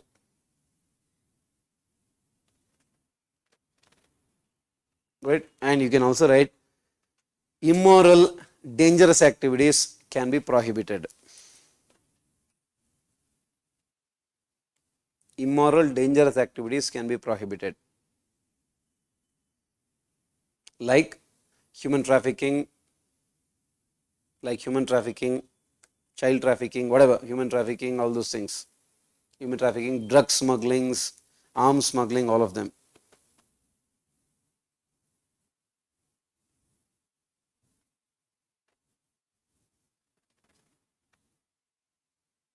Fine. So anytime if you get a question on that, anything related to profession related ones, you should be able to write that. Then 20. Protection in case of conviction for offences. Who knows, you may get a question on that because the Aftab Poonawalla case, all those things was going on. Like how you have question on freedom of movement and residence, you can easily have a question on this also. Protection in case of conviction for offences. Conviction for offences. Again, includes three components. Protection in case of conviction of offences includes three components. A. No ex post facto law. No ex post facto law. Ex post facto law. What does it mean in simple terms? That is, no retrospective application of the law in the criminal cases. That is, no retrospective application. No retrospective application of the law in or you can say no retrospective application of criminal laws. Just sum up like that. No retrospective application of the criminal laws. No retrospective application in the criminal laws. That's what you call it as no ex post facto law. All those things you know, that whatever on which day you committed, what is the punishment there, all those things is the basic point. Then 2 is your no double jeopardy. No double jeopardy. You cannot be punished for the same offence more than once. That's the point. But if you have to write that keyword when you need, if in case a basic question comes, you should write that keyword. No double jeopardy, because that word will have an impact. Third word is what? No self-incrimination. No self-incrimination. No self-incrimination. Fine. So for no self-incrimination, you have to write a little more details. You can write. However, a person can be, there the exception you are writing, however, person, individual can be forced to give. However, an individual can be forced to give thumb impressions, signatures, blood samples. An individual can be forced to give thumb impression, signature, blood sample. Blood sample. And when you, if in case a basic question comes, what is the landmark case, you should mandatorily write. Yes, Selvi versus State of Karnataka. Yes, Selvi versus State of Karnataka. You can never end the answer if you without writing yes, Selvi versus State of Karnataka if this comes up. What's the State of Karnataka? What does it tell? Polygraph test. Polygraph test or narcoanalysis. Polygraph test or narcoanalysis violates Article 20, that is no self-incrimination. You cannot be evidence against yourself. Polygraph test and narcoanalysis, brain mapping, whatever you call them as, all of them violate Article 20, that is no self-incrimination. Hence, what is the point? It is not allowed. It is not allowed except. It is not allowed except with the permission of the court. It is not allowed except with the permission of the court. Except with the permission of the court. That to what? With the approval of the accused. So accused should agree, then the court should give you permission. Not allowed except with the approval of the court based on the order of the court. That itself is based on what? Based on the approval of the accused. That means accused should agree to it. But what is again the core point? The confessions made in these tests is not evidence in the court. Confessions made in these tests. Confessions made in these tests is not considered as evidence in the court. Confessions made in these tests is not considered as evidence or is not evidence in court. That means Indian Evidence Act will not apply, will not accept this. Is not accepted as evidence in court. Fine. Then again you may have a question on this, because when you have a prelims question, the natural justice one, then it's multiple times discussed in Madhyam 1 also. Article 21, in simple terms what? No person shall be deprived of, life and liberty. Because I have framed a mains question also, we'll discuss that. I think I've put that document also. No person shall be deprived of their life or liberty except according to the procedure established by law. You can just write PEBL because you know all those things. No person shall be deprived of their right to life and liberty except according to PEBL, procedure established by law. So what are the core components you have to use here? If in case a question comes below that, clarify. A.K. Gopalan case. A.K. Gopalan versus State of Madras. A.K. Gopalan case, 1950. So what did Supreme Court say? Supreme Court took a narrow interpretation of the term PEBL. Supreme Court took a narrow interpretation of the term PEBL and liberty. Narrow interpretation of the term procedure established by law and liberty. Fine, that means what? Is there a law? Did the correct legislature pass it? Is there a procedure? Did the authorities follow the procedure? That's it. Did you follow the procedures or not? Then Menaka Gandhi case, 1978. Menaka Gandhi case, 1978. Supreme Court took a broader interpretation of the term of, or you can say of Article 21. Supreme Court took a broader interpretation of Article 21.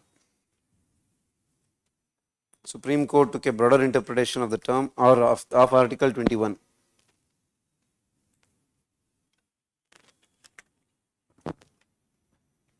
Fine. So what does it include? It introduced the concept of due process of law. It introduced concept of due process of law. So just write that equation. DPL equals due process of law equals, it introduced the term due process of law. Due process of law equals PEBL, procedure established by law, plus is the law or procedure fair, just, non-discriminatory, non-arbitrary. Due process of law equals procedure established by law plus is the law or rule or is the law or procedure fair, just, non-discriminatory and non-arbitrary. Fair, just, non-discriminatory, non-arbitrary. So remember, you have the question. The simple answer is fair application of law, but there is a broader concept, right? That due process of law broadly means principles of natural justice, because all of that is part of it. Due process of law broadly means principles of natural justice. DPL, due process of law, broadly includes or broadly means principle of natural justice. What does that include? Which includes three components. Principles of natural justice, just write three arrow marks, three components. What is the first one? Right to be heard. First component, right to be heard. Second component, right to fair trial. Right to be heard. Second, right to fair trial. And third, no one can be judge of his or her own case. Nobody can be judge of his or her own case. No one can be judge of his or her own case. Got it? Then, same one. Supreme Court Supreme Court interpreted 21 as including, Supreme Court interpreted that Article 21 includes, Supreme Court interpreted that Article 21 includes what? Right to dignified life. That's what is your Diwali crackers, environment, everything falls under that. Supreme Court interpreted that Article 21 includes right to dignified life. Now under that, what all you have to write? Again, because they have asked a constitutionalization of environmental issues. A. What all is part of that? A. Right to privacy also they have asked. Actually, Article 21 is the most important question, article on which they ask mains question. 21, right to privacy. We'll write a mains question. Before that, let's A. Right to privacy. Which case? Puttaswamy case. Justice K.S. Puttaswamy or just write K.S. Puttaswamy case? K.S. Puttaswamy case. Right to privacy. And then right to clean environment. Specific cases are there, but write a broader case, MC Mehta case. Right to clean environment, MC Mehta case. MC Mehta case. And then right to die with dignity. Right to die with dignity, Aruna Shanbag case. Right to die with dignity, Aruna Shanbag case. Aruna Shanbag case. Fine. Then what else you can say? Right to internet, we have already written that. Then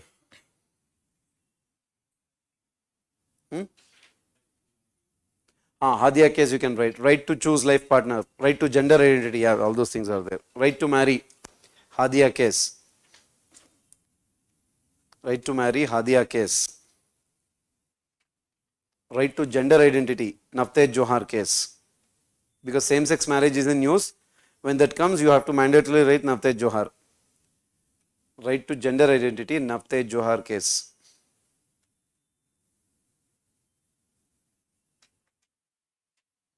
Fine. Yeah, that's fine. So those are all the broader ones. Is this in prelims you have to discuss so many other things you have to add, but it means not necessary.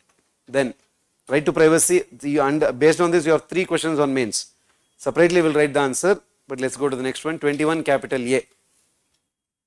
Article 21 capital A. Fundamental rights you have to write fully, because one or other way it is useful every time. Other things we'll only write the basic ones. That's it. 21 capital A. Obviously, what is it? Right to education. You have a question again last year. There you have to write Article 21A. Right to education. Which amendment? 86th Amendment 2002. 86th Amendment 2002. Fine. Just to add, okay, the 6 to 14, all those things you know. 6 to 14 years primary education. 3 keywords. Universal, compulsory, free. 6 to 14 years primary education. And what are the 3 keywords? Universal, compulsory, free. 6 to 14 years primary education, universal, compulsory, free. And that's part of your Right to Education Act 2009 also, which is the judgment, Unni Krishnan judgment, Supreme Court. So Supreme Court had already declared it as part of fundamental right. Unni Krishnan case by Supreme Court. Unni Krishnan case by Supreme Court. Then 22. 22. Freedom in case of, protection in case of arrest for offences. Protection in case of arrest for offences. Protection in case of arrest for offences. Under that A is which one? Punitive detention. Punitive, that means you are arrested after you have committed a crime. Punitive detention. Under that A is what? Right to know the grounds of arrest, or right to be informed about grounds of arrest. Right to be informed about grounds of arrest. Right to be informed about grounds of arrest. B. Right to be produced before the magistrate within 24 hours.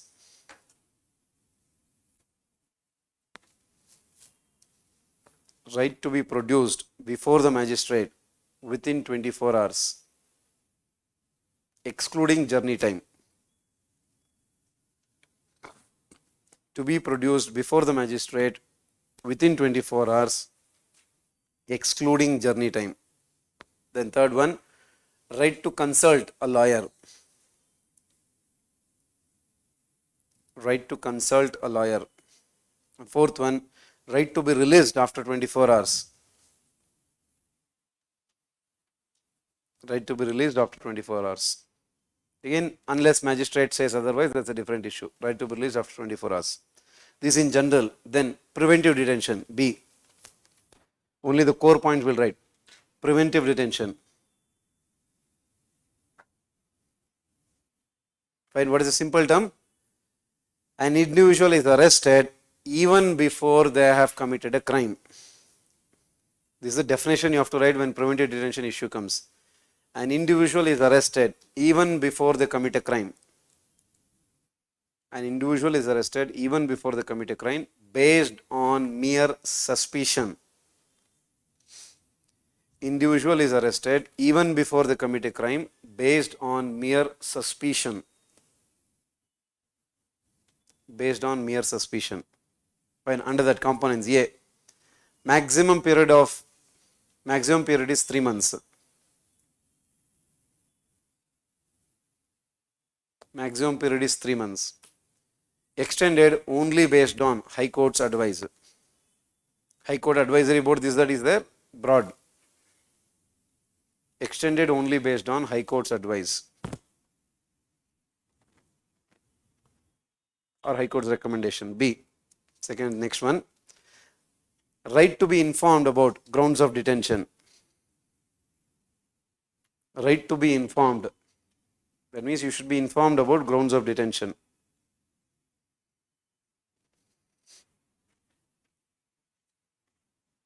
And then C. Right to consult a lawyer.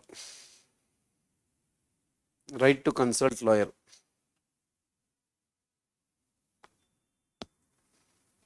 And then Parliament can make laws on.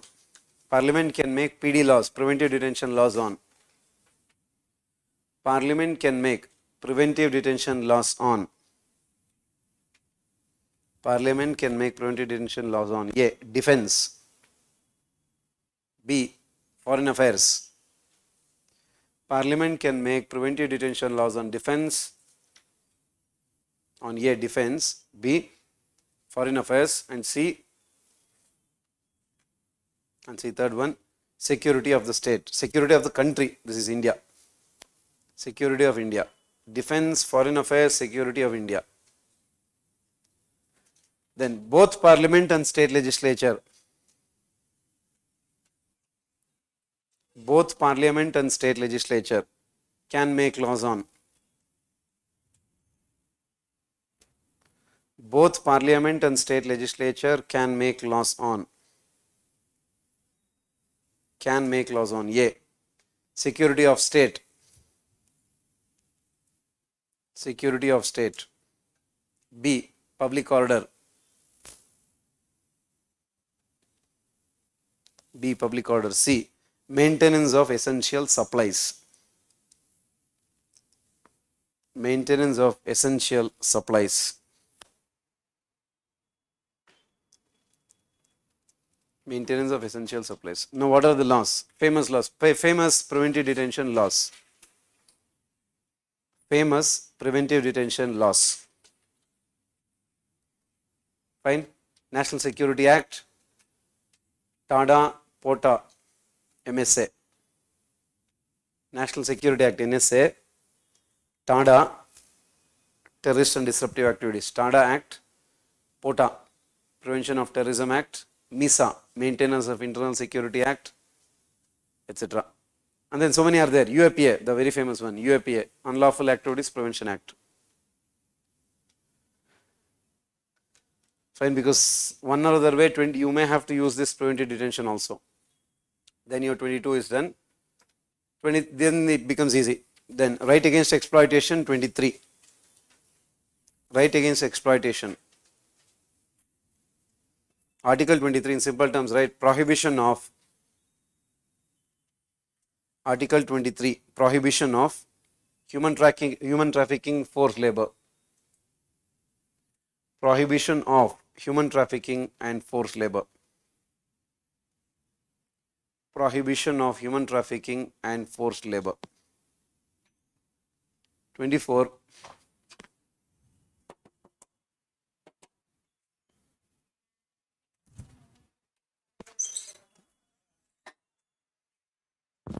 ಎಲ್ಲಿ YouTube ಮಾತ್ರ ಕಾಣಿಸ್ತಿದೆ, ಈ normal portal ಇದರಲ್ಲಿ. Okay, ಅದರಲ್ಲಿ ಈಗ online subscribe.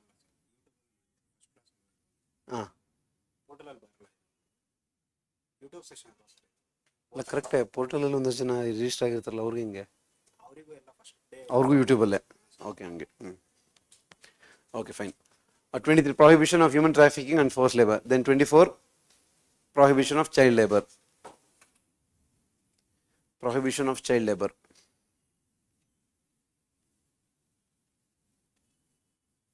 Fine, just write the acts. For 23, what is the act you have to remember? Bonded Labor Prohibition Act 1976. For 23, Article 23, Prohibition of or Bonded Labor Prohibition Act 1976. Bonded Labor Prohibition Act 1976. Bonded Labor Prohibition Act 1976. For 24, child labor, or you can write the full name here, child and adolescent labor. Child and Adolescent Labor Prohibition and Regulation Act. Child and Adolescent Labor Prohibition and Regulation Act 2016. Child and Adolescent Labor Prohibition and Regulation Act 1976. Sorry, 2016. That is Bonded Labor 2016. Earlier it was Child Labor Prohibition Act 1986, but now you have this act. Child and Adolescent Labor Prohibition and Regulation Act 2016. Then Freedom of Religion 25 to 28. Freedom of Religion 25 to 28. First let's finish these basics, then we'll go to the fundamental rights mains questions. 25 to 28. Fine, what is 25? Article 25, 4 components. 4 components. Freedom of conscience, freedom of conscience, freedom to profess, freedom of conscience, freedom to profess, freedom of practice, and right to propagate. Freedom of, or you can write freedom of propagation, right to propagate. Conscience, profess, practice, propagate. Reasonable restrictions. Reasonable restrictions. Public order, health, morality. Public order, morality, health. Public order, morality, health. So here what is the core you have to remember? Doctrine of essential practices, Shirur Mutt case. Doctrine of essential practices, Shirur Mutt case. Doctrine of essential practices, Shirur Mutt case. Shirur Mutt case. Other things are there that we'll write it later. Doctrine of essential practices, Shirur Mutt case. Fine, because the triple talaq case we'll write, and when we discuss UCC, Shabrimala case we'll write when we discuss constitutional morality. So again we'll not repeat it. So just, but the landmark case, Shirur Mutt case. 26. Freedom to manage or freedom to establish and manage religious institutions. Freedom to establish and manage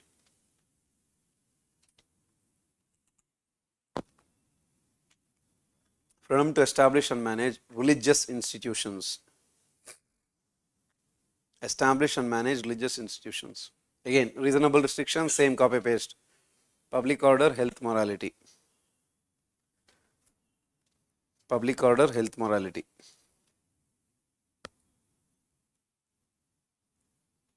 Then 27, freedom from taxation for promotion of religion. Freedom from taxation for promotion of religion. Freedom from taxation for promotion of religion. Then directly, because that's, you don't have details there. 30, freedom from attending religious instructions. Freedom from attending religious instructions. Because this is nowhere you will get means questions here. So we are just writing the core point, that's it. Freedom from attending religious instructions. This chapter will write the details. Rest all will just write the mains aspect. 31. Right of minorities. 31. Cultural rights of minorities. Article 31. Cultural rights of minorities. Sorry, 29, correct? 29. Not 31, sorry. 29 and 30. Rights of minorities. Article 29. Cultural rights of minorities. Cultural rights of minorities. Then Article 30. Educational rights of minorities. Article 30. Educational rights of minorities. Fine. Below that, just clarify, it is not absolute.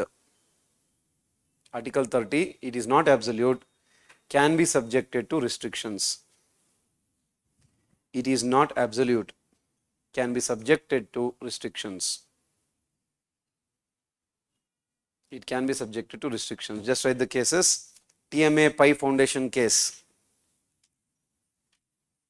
TMA Pi Foundation case. West Bengal Madrasa Service Commission case. West Bengal Madrasa Service Commission case. Madrasa Service Commission case. And then Kerala Syrian Catholic Church case. Kerala Syrian Catholic College case. Kerala Syrian Malanka, the full name is, if you want, Malankara Syrian Catholic Church case, all those things are there. Famously, Kerala Syrian Catholic Church case or Catholic College case. And another one, St. Stephen's College case.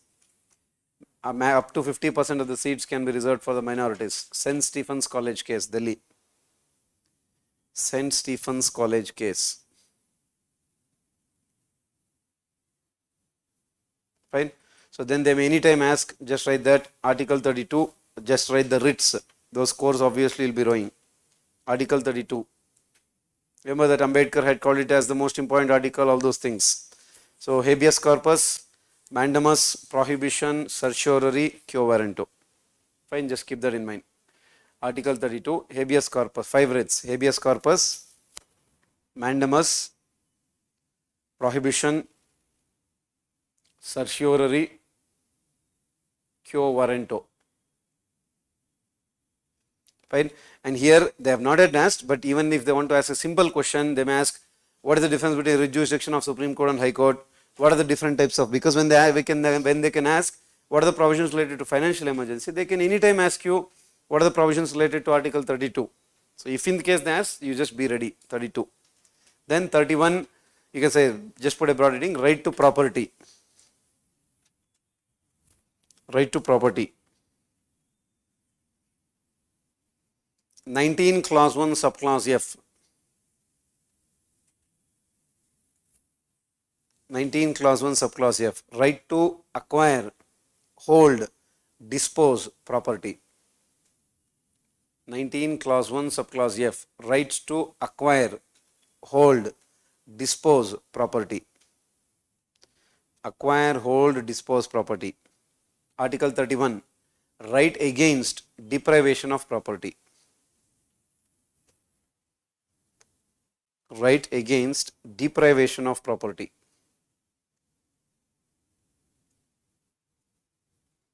Got it? Then both abolished by 44th Amendment 1978. Both abolished by 44th CA 1978. Both abolished by 44th CA 1978. Then what do you have now? Article 300 capital A. Article 300 capital A. Fine. Right to property is a constitutional legal right. Article 300 capital A. Right to property, constitutional legal right. And what does that mean? No person shall be deprived of right to property except according to the law. No person shall be deprived of right to property except according to law. Authority of law, that except according to the law. No person shall be deprived of right to property except according to the law. Fine, that is right to property 1. Then 31 capital A. We will go to 34, 33, 34, 31 capital A. What is it? Added by First Amendment 1951. Added by First CA 1951. What do they do? In simple terms, protects laws on certain subjects. Protects laws on certain subjects related to. Protects the laws on certain subjects related to land reforms, industrial issues,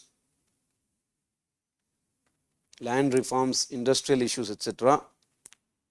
Even if it violates Article 14 or 19. Earlier 31 was also there, because anyhow you don't have 31 now, you don't have to worry. Even if it violates 14 or 31. Sorry, even if it violates 14 and 19, not 31. 31 is not there. Even if it violates 14 and 19. Then 31 capital B, added by First Amendment 1951, famously called as what? 9th schedule. Because they have asked a question on this also, that we will go to that later. Added by First Amendment 1951, famously called as what? 9th schedule. Famously called as 9th schedule.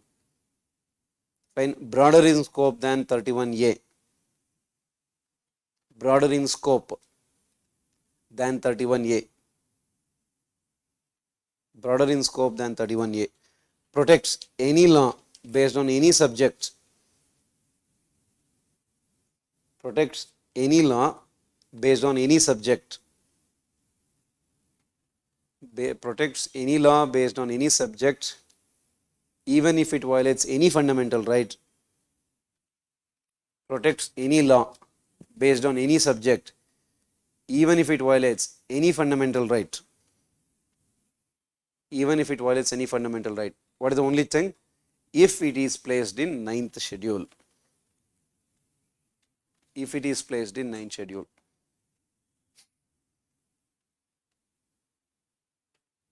If it is placed in 9th schedule. Clear? But what is the check below that? IR Kohlo case. IR Kohlo case 2007. IR Kohlo case 2007. Judicial review is part of basic structure. IR Kohlo case 2007. Judicial review is part of basic structure. Hence, any law placed in 9th schedule. Hence, any law placed in 9th schedule after Keshwananda Bharati judgment. Hence, any law placed in the 9th schedule after Keshwananda Bharati judgment, that is 24th April 1973. After Keshwananda Bharati judgment, will be subjected to judicial review. Any law placed in 9th schedule after 24th April 1973 will be subjected to judicial review. And below that, dual test. That means in this case, the Supreme Court gave a dual test. A. Does the law violate an FR? First one is, does the law violate a fundamental right? Does the law violate a fundamental right? B. Is that fundamental right part of basic structure? Does the law violate a fundamental right? Is that fundamental right part of basic structure? Then what is the point? If the answer is yes, the law will be declared unconstitutional. If the answer is yes, then law is declared unconstitutional. Then the law is declared unconstitutional. Correct. This is what on which they have asked a question in 2016, I think. We will discuss that later, probably when Supreme Court we discuss. IR Kohlo case, exactly what you wrote now, they have asked a 10-marker question on it. What is IR Kohlo case? Its impact on 9th schedule, something like that they have asked. we'll solve it later. Then 31C, added by 25th Amendment 1971. 31C, 25th Amendment 1971. 25th Amendment 1971. Fine, what is it? Any law which tries to implement, any law which tries to implement, any law which tries to implement 39 clause B or 39 clause C, any law which tries to, law, policy, scheme, program, anything which tries to implement 39 clause B, 39 clause C cannot be questioned for violating 14 and 19. Any law which tries to implement 39 clause B and 39 clause C cannot be questioned for violating article 14 or 19. Violating article 14 or 19. Okay, that is 31 related. Then you will never use this, but just keep it in mind. 33, I'll just write it, just a sentence. What is it? Fundamental rights and armed forces. It's not an important for mains, we are not going to write that. 34, martial law and armed forces. Martial law and fundamental rights. Again, not important, we are not going to write it. Martial law and fundamental rights. Then 35 in simple terms, what is it? Only Parliament has the power to implement FR. Only Parliament has the power to make laws, to implement FR.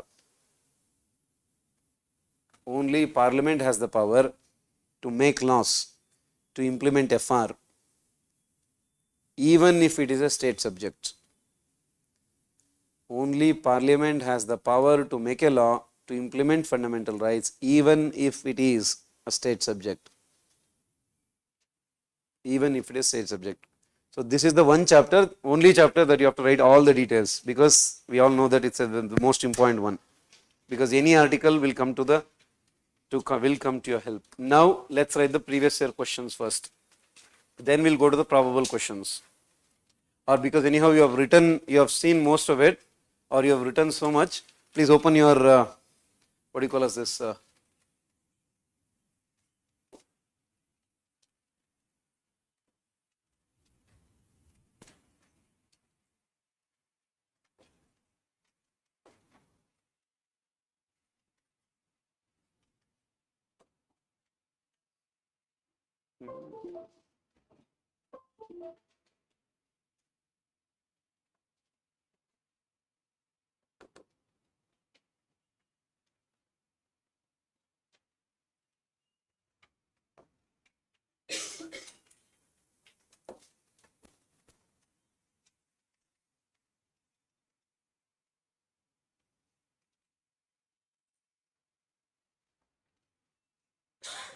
I think you have access to this, right? Here's the question.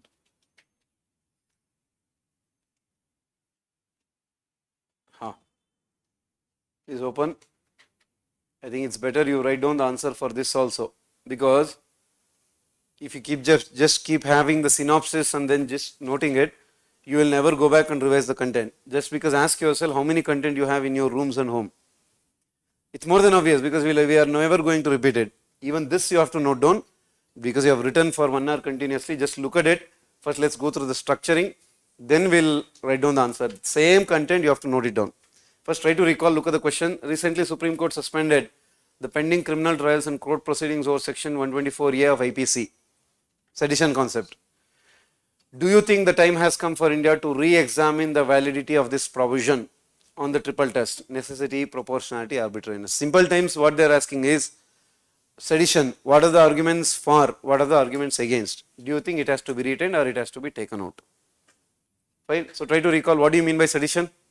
How do you structure this answer? First, again as I have told multiple times, first what you have to ask yourself, when you are writing introduction, the core aspect that you have to ask yourself is, in your intro, first point is what? Can I define the keyword? That is the first question you have to ask. Can I define the keyword? What is the keyword in this question? Sedition. Can I define it? If the answer is yes, you have to define it. Sometimes what you can't do, you can't define each and every keyword. Sometimes it's not possible. Then what you have to do, if you can't define it, ask yourself, can I write about its origin? Why did the concept, how did it originate? It originated in 18th, 19th or ancient India, whatever it is. Or if you can't write that, can I give any kind of what? Contemporary touch. Why is it in news? Like recently Supreme Court saw so and so, or recently government has come up with so and so law. That is the three aspects in which you can use. The other one is there where you can use a quote or a statement, but it is not so easy. So that also you can do. Quote or statement, or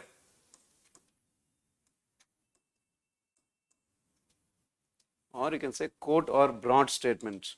Like so and so, Ambedkar had said so and so about it, Gandhi had said so and so about sedition. That also you can do, but only if you have quotes ready. Or you can use a broad statement also. The broad statement like what for sedition you can use, in a democracy, freedom of speech and expression is the, or freedom of speech and expression is the foundation of a democracy. So there should not be any kind of unnecessary restrictions on it. Then you can start. But this one needs lot of practice. It doesn't come so easily. The basic ones are these three. Pretty direct, it will always work. Understood? So there itself possible, wherever constitution articles, anything, you have to write then and there itself. Now, what is the question about then? So then how do you define sedition? Please note down like that itself answer, so that you get to know. This all you live it, we'll go through it. First define sedition. Because I am pretty much sure that synopsis, whatever, I made it as probable question, correct?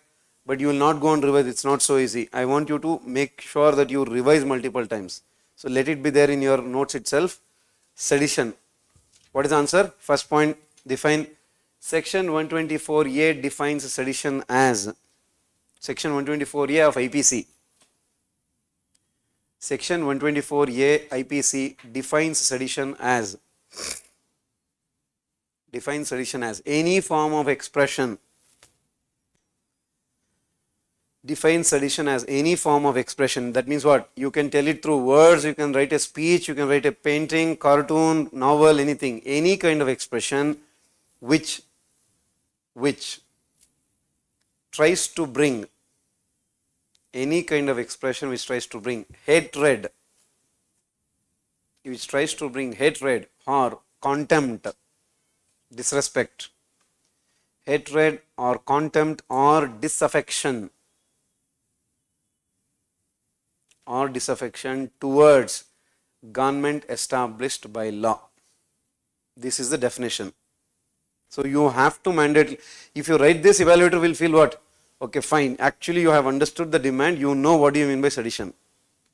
Fine. Any kind of expression which tries to bring what? Hatred or contempt or disaffection towards whom? Towards not other individuals. What is the word here? Towards the government established by law. Fine. That is called as sedition. How is it punished? It is punishable with imprisonment up to 3 years or life imprisonment.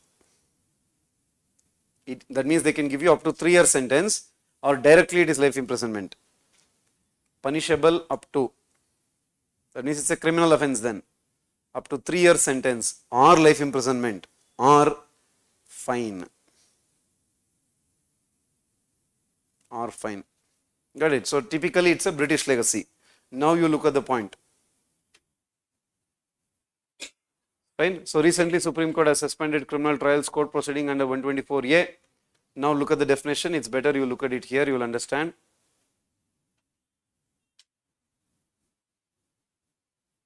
Look at what it tell. IPC 1860. What is the definition?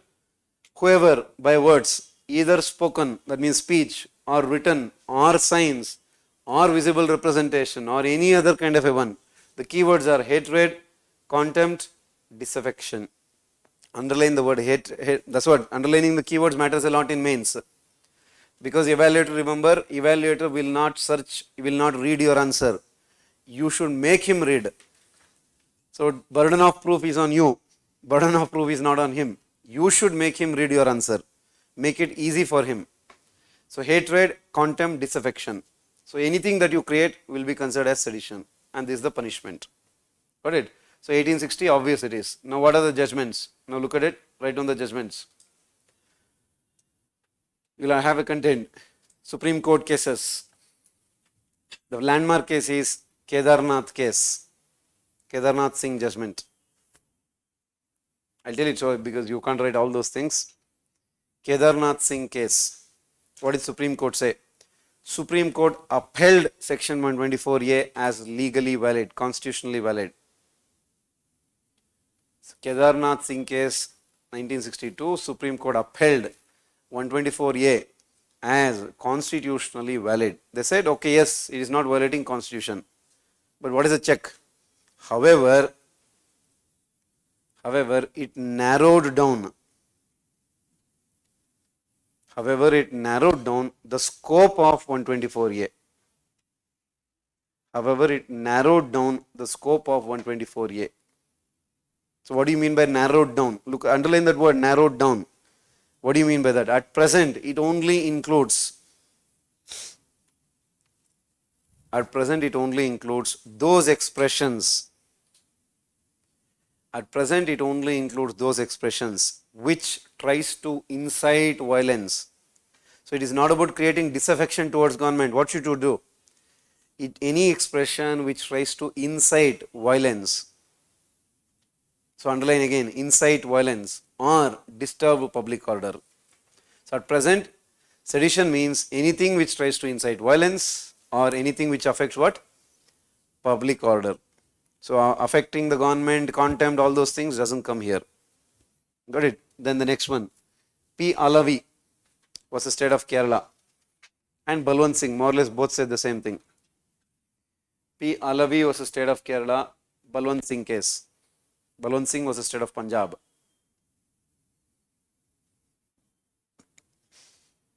P. Alavi case, Balwant Singh case. So in both of them, more or less they said the same. What is it?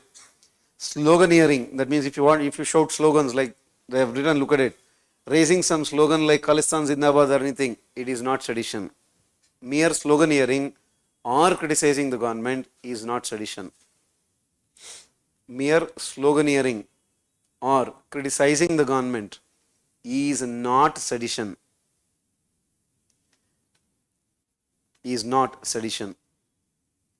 Right? Then other cases are there which are not landmark, but you can write.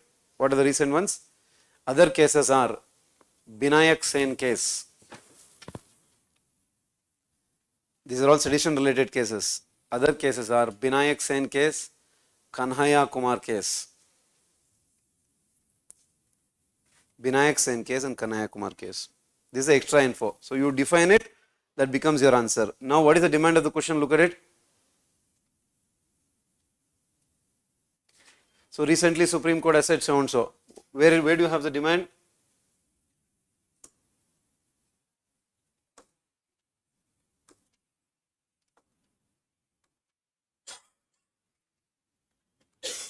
Do you think the time has come to re-examine the validity?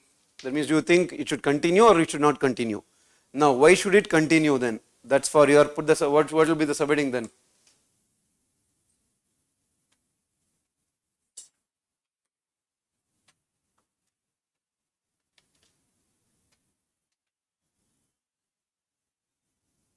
Where is it? Yes. Which one? Okay.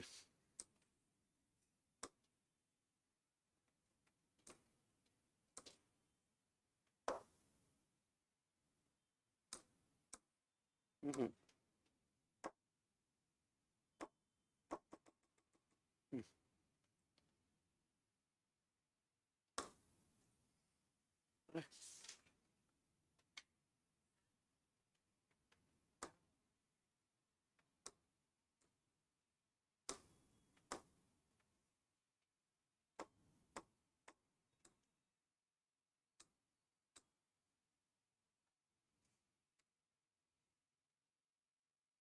Okay, so what you have to look at it now is, what are the arguments in favor? So note down the words. You should always write both the sides.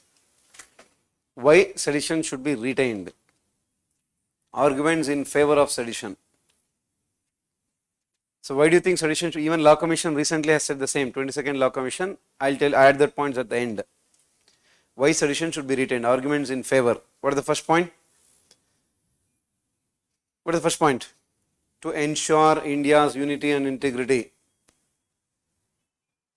To ensure India's unity and integrity.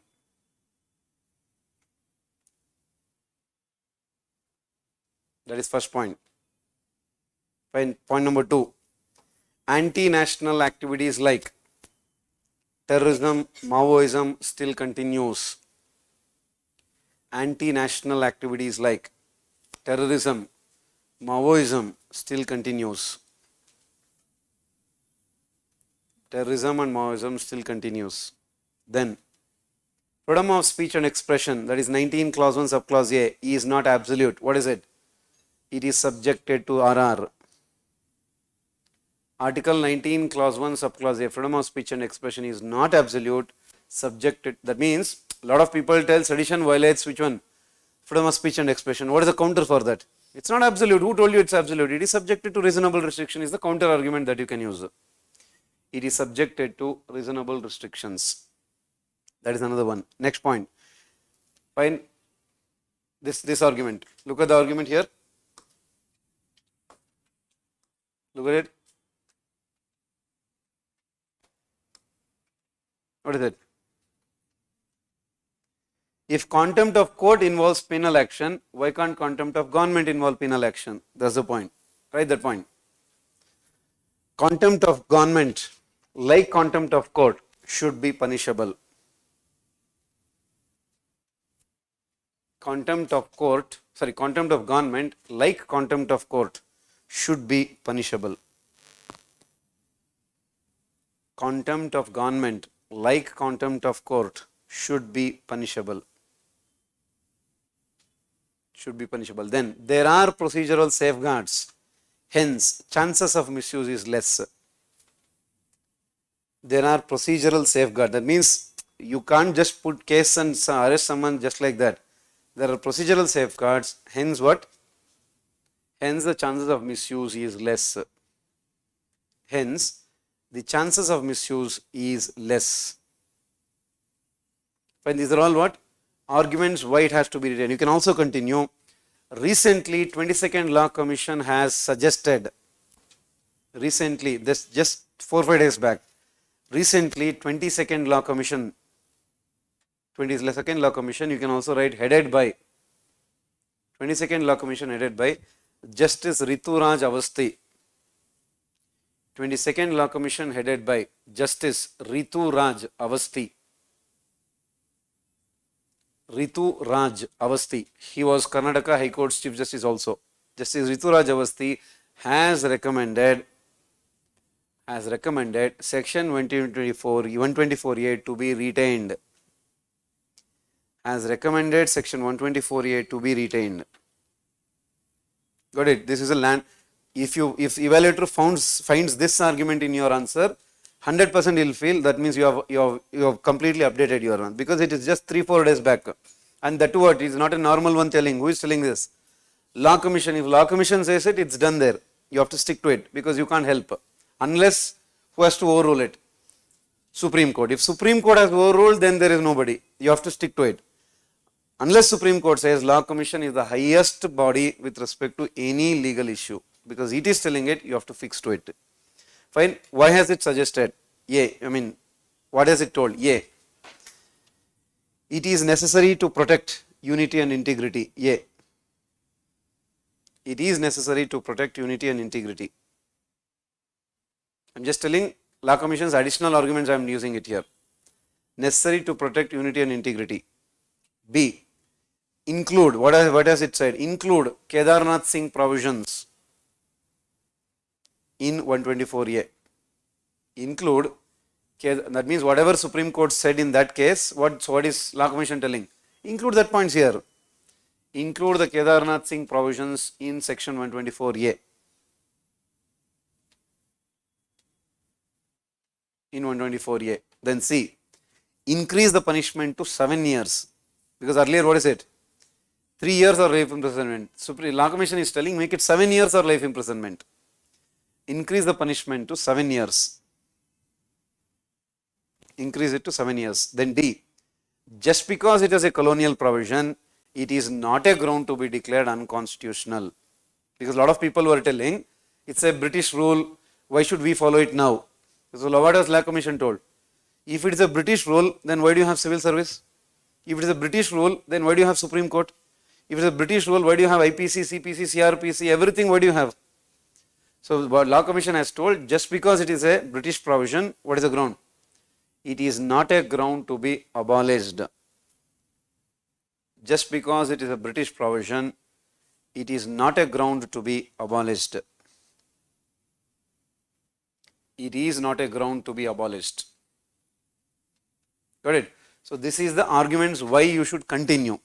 Now arguments against. Automatically you think, why do you think it has to be abolished? First point, violates freedom of speech and expression. Arguments against. Violates Article 19, Clause 1, Subclause A, freedom of speech and expression. B, what is it? It is a colonial legacy. It is a colonial legacy. C, countries like US, UK, Australia. So UK put it in our country, but they only have abolished it. Countries like UK, US, Australia have already abolished it. Countries like US, UK, Australia have already abolished it. Then it will have a chilling effect on. Chilling effect means completely dilutes, compromises. It will have a chilling effect on. Chilling effect on freedom of speech and expression of opposition and press. Chilling effect, that's the keyword. Chilling effect on expression, freedom of speech and expression of whom? Opposition and press. On opposition and press. Then conviction rate is very less. Means if there are 100 cases, I think less than 1% or 2% you have conviction. That shows most of them are just fake cases. Conviction rate is very less. Then there are other laws like UAPA under which sedition can be tackled. There are other laws like UAPA and counterterrorism laws. There are other laws like UAPA and NSA, you can say. NSA means National, just now you wrote National Security Act, under which sedition can be tackled. Under which sedition can be tackled. Fine, these are the arguments for and against. So same points they would have used it here also.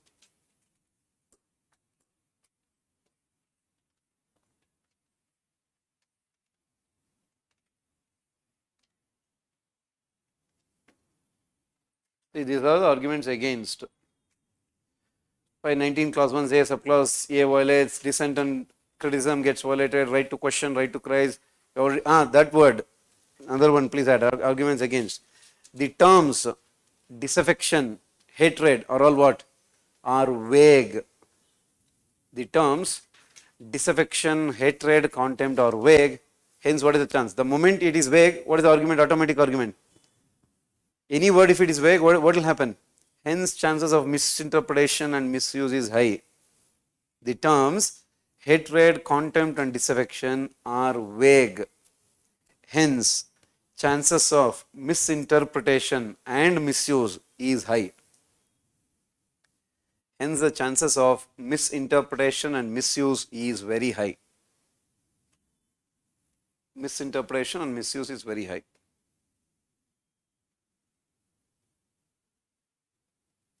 Fine, you can also add this. Violates, which one? Goes against. Violates ICCPR, International Covenant on Civil and Political Rights.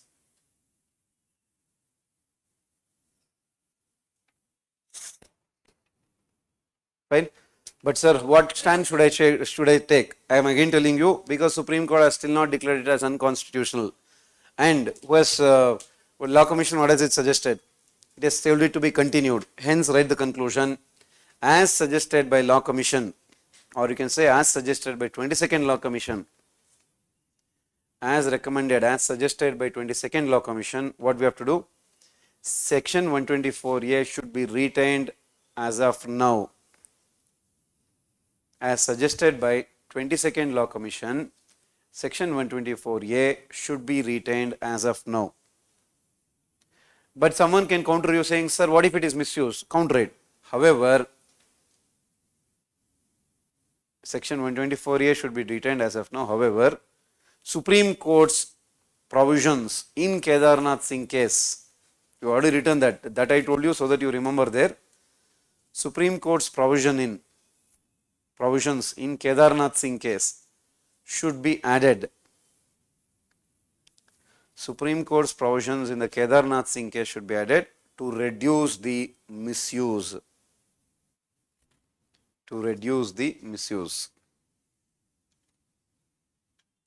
Got it? So this is the conclusion that you have to take. Until when? This is the same conclusion until when? Until Supreme Court declares it as unconstitutional, or if Law Commission takes another stand. Because whatever they tell, you have to take the same stand, or else you never know how the argument goes. Got it? So this is how you have to structure any question. You have to use all the arguments. You can't directly tell abolish it, something like that. You have to write both the sides. And always remember, before writing both the sides, in the introduction itself, don't tell retain it, abolish it. That's not the stand. First, what you have to do in the introduction, you should just tell what is it. Should it be retained or abolished? You tell it at the end, after you have given arguments. Because before itself, if you write your stand, that means you are already curbing the curiosity. Broadly open it, write the multiple arguments, then you tell your stand. Clear? Yeah, go through the points once. Any doubts, please ask, because here you might not be able to go so easily. But this is a very famous expected question, sedition.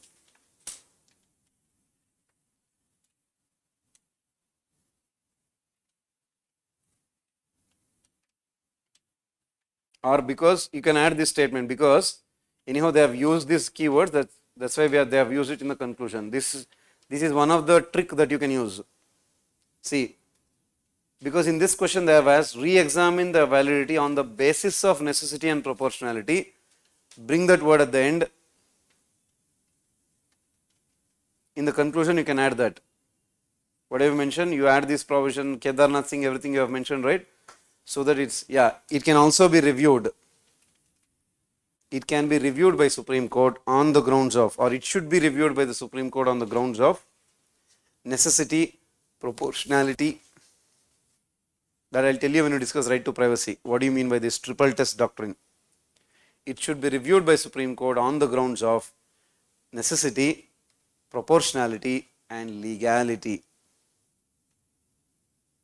Tested by the Supreme Court on the grounds of necessity, proportionality and legality. Necessity, proportionality, legality. Got it? Yeah, that I'll tell you later, don't worry, when we discuss this right to privacy. So please go through it. Did you understand how to, that we'll do it later, this fundamental rights and DPSP combination, where the question on same-sex marriage, all those things. Or we'll write right to privacy answer first, then we'll, because DPSP we have not yet written the core content, we'll come to that later. Basic structure, that we'll do it later. I think it's better we write this.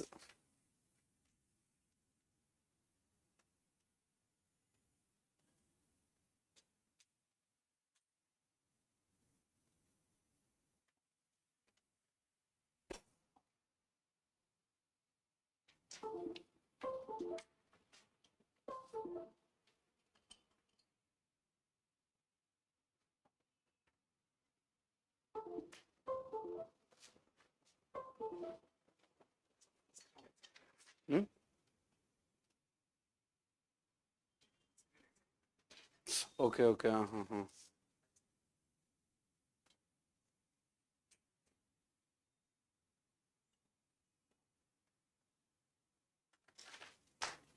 Full screen PC.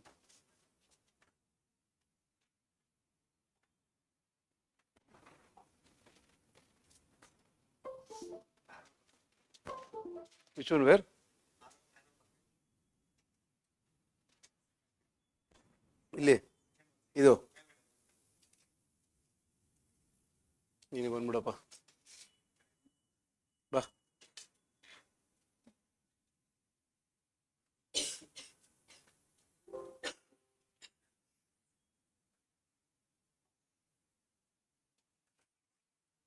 right to privacy.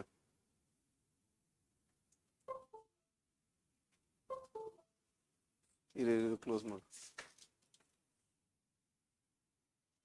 Okay. Please write this question. Note down the question.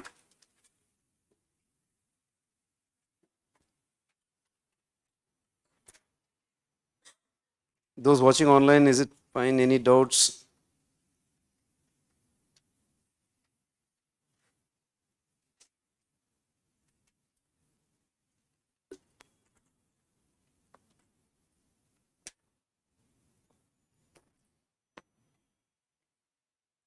Examine the scope of fundamental rights in the light of the latest judgment of Supreme Court on right to privacy. Now the demand is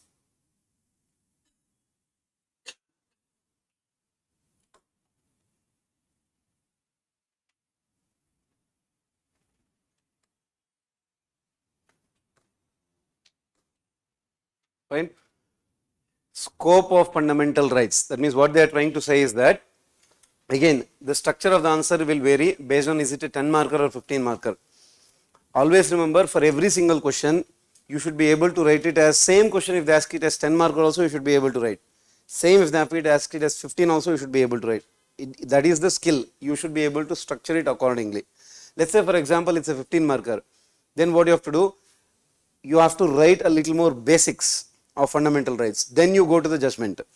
Let's say if it is a 10 marker, you don't have the time. So directly what you have to do? Judgment, scope. So what is the question demanding here?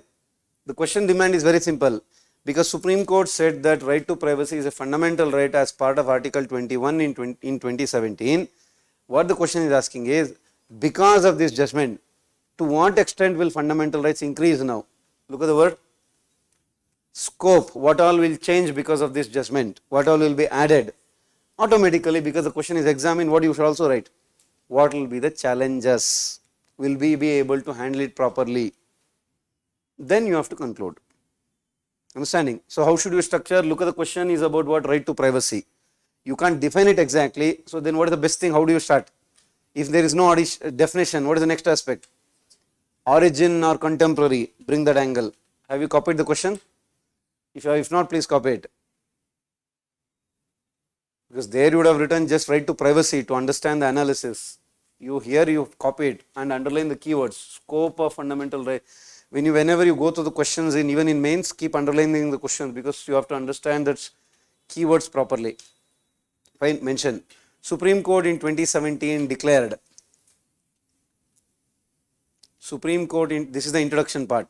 Supreme Court in 2017 declared right to privacy as in 2017 declared right to privacy as intrinsic part of fundamental rights under Article 21. Declared right to privacy as an intrinsic part of the fundamental right under Article 21 to lead a dignified life. To lead a dignified life. Fine. What is the judgment? In bracket you can write which judgment? K.S. Puttaswamy versus Union of India. Just write K.S. Puttaswamy case. K.S. Puttaswamy case. If you want a small definition, you can write in simple words. Right to privacy means the right to be left alone. In simple terms, right to privacy refers to, privacy means, in simple words, right to privacy means what? Right to be left alone. Means leave yourself. So other components are there that will do it later. Right to be left alone. Got it? Now, below that you write scope of fundamental rights post right to privacy. So what all will change now? Scope of fundamental rights post right to privacy or based on right to privacy. So how will it change? What all will it include today? First one, the scope of fundamental rights, especially Article 21, will be very broadened, will be increased. the scope of fundamental rights, that is especially Article 21, will be broadened. Will be broadened. Fine. Below that, what will it include? It will include. It will include. Fine. Freedom of choice. It will include freedom of choice. Fine. Freedom of, what do you call as this? Food, dress. Freedom of food, dress, or right to food, dress. And then what else? Reproductive rights like right to abortion. Reproductive rights like right to abortion. Right to abortion. Same-sex marriage. Same-sex marriage, etc.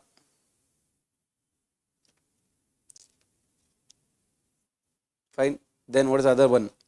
Same-sex marriage, etc. That's why all these things are being discussed. The same-sex marriage is being discussed. The right to abortion is being discussed. I have framed a question, we'll discuss it later. Then another one. In the context of 21st century and Industrial Revolution 4, in the context of 21st century and IR 4.0 and IR 4.0, surveillance technologies, Aadhaar will be questioned. Surveillance technologies and Aadhaar will be questioned. And Aadhaar will be questioned. Fine. Then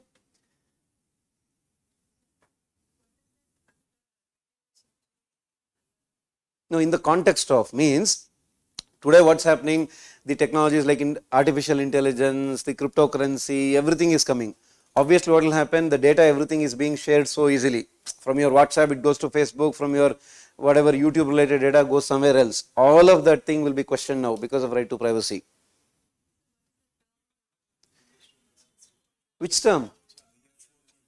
IR 4.0, Industrial Revolution 4.0. Okay, that point you asked. Huh? That's what that will generate the arguments. Next point, that will write it at the end. What will be the additional one? It brings India on par with. It brings India on par with developed countries where right to privacy is a fundamental right. It brings India on par with developed countries where right to privacy is fundamental right. In countries like US, UK and all those things, where right to privacy is fundamental right. It will include right to be forgotten. It will include right to be forgotten. It will include right to be forgotten. Right to be forgotten, which is fundamental right in Europe. Remember, EU has made a law called as GDPR, General Data Protection Regime, which is a fundamental right in GDPR. In bracket you can write GDPR, General Data Protection Regime. This is European Union has drafted it. General Data Protection Regime or rules, anything. General Data Protection Regime. And this is one. Now automatically you examine the challenges. Of course, everything will become part of it now, right? To this, that, everything is part of privacy. Now what is the challenge now? What is the challenge? Below that, challenges because of right to privacy, or challenges posed by right to privacy. Challenges posed by right to privacy. So what will become a challenge? First challenge is what? First one, balancing between privacy and national security will be a challenge. Balancing between privacy and which one? National security. For everything they will tell privacy, then how do you ensure national security? Between privacy and national security will be a challenge, will become a challenge. That is one. Now look at it, people will talk about right to abortion, same-sex marriages. Now what will be the challenge then? Issues like abortion and same-sex marriage will question the social, cultural belief system. Issues like abortion, same-sex marriage will challenge, will question. Same-sex marriage and abortion will question the cultural, social belief system. Cultural, social belief system.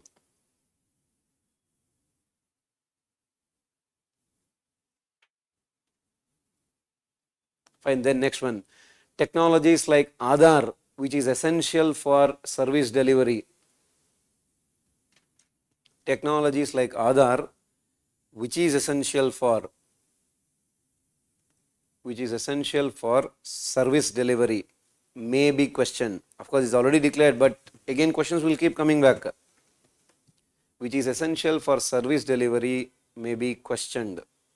Because people will tell bioprofiling may happen, this so many things they'll bring up, may be questioned. And then, what is the other one? In addition to fundamental rights,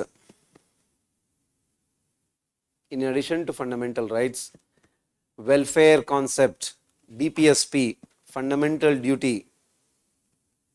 In addition to fundamental rights, welfare state, DPSP, fundamental duties should be given equal importance. So here the balance tilts mostly in favor of whom? Rights. What we are countering is what?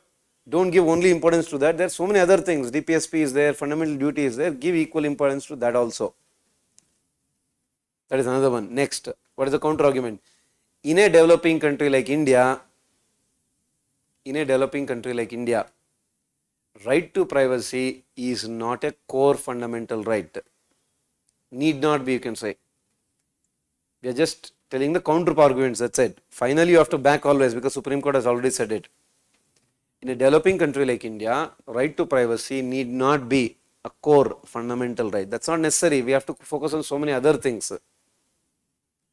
Need not be a core fundamental right. These are all what? Challenges, counter arguments that you are telling. But ultimately, what you have to do? You should always back it because Supreme Court has already declared it. Now back it as said by Supreme Court. As said by Supreme Court. Right to, right to privacy can also be subjected to restriction. As said by Supreme Court, right to privacy can also be subjected to restrictions. That means it's not absolute. We are not telling it's absolute. It can also be subjected to restrictions based on triple trust doctrine. So underline triple trust doctrine. As and when the keyword comes up, please make it a habit, keep underlining them. As suggested by Supreme Court, right to privacy can be subjected to restrictions based on what? Triple test doctrine. What is it? First one, A. Necessity means what? Is the restriction necessary? A is necessity. What do you mean by that? Is the restriction necessary? That means first of all, should you put the restriction is the first question. Is the restriction necessary? B. Proportionality. First keyword is necessity. B. Proportionality. What do you mean by that?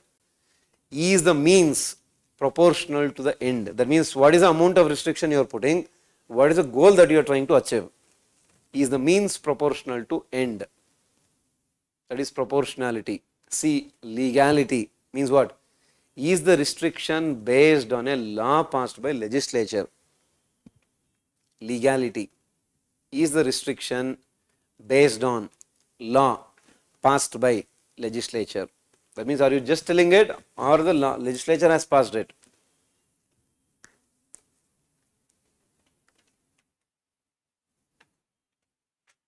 Got it? Yeah, but always as I said, you should back it, hence write the conclusion. As said by Supreme Court, right to privacy is integral to. As said by Supreme Court, right to privacy is integral to what? Personal autonomy, freedom of choice and dignified life. As said by Supreme Court, right to privacy is integral to personal autonomy, freedom of choice and dignified life. And dignified life. And what should government do at the earliest? Government should pass, or you can say legislature, parliament should pass data protection bill. Legislature or parliament should pass the data protection bill drafted based on Parliament should pass the data protection bill drafted based on Justice Sri Krishna Committee.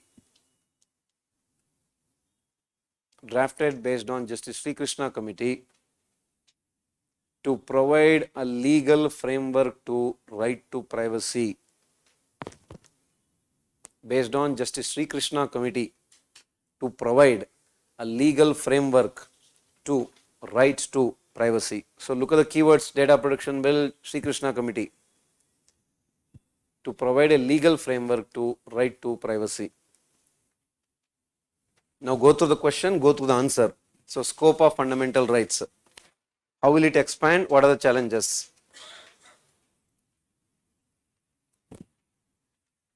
Yeah, 279th report, but the commission is 22nd.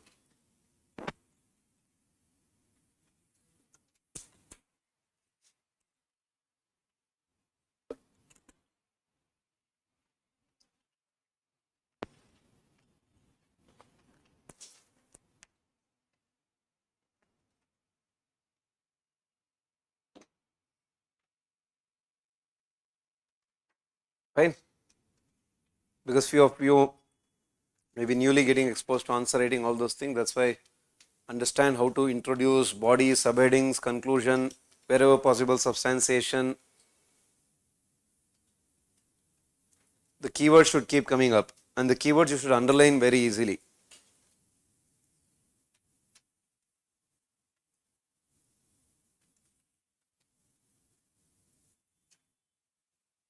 Right. Okay, we'll end the first session here. What you do is try to revise what you did now, go through it, or if possible go through the probable questions once, so that for us to discuss it becomes easy. Whatever I have uploaded that probable question, please try to go through it once. Fine. We'll meet again at 5:30. Same here only.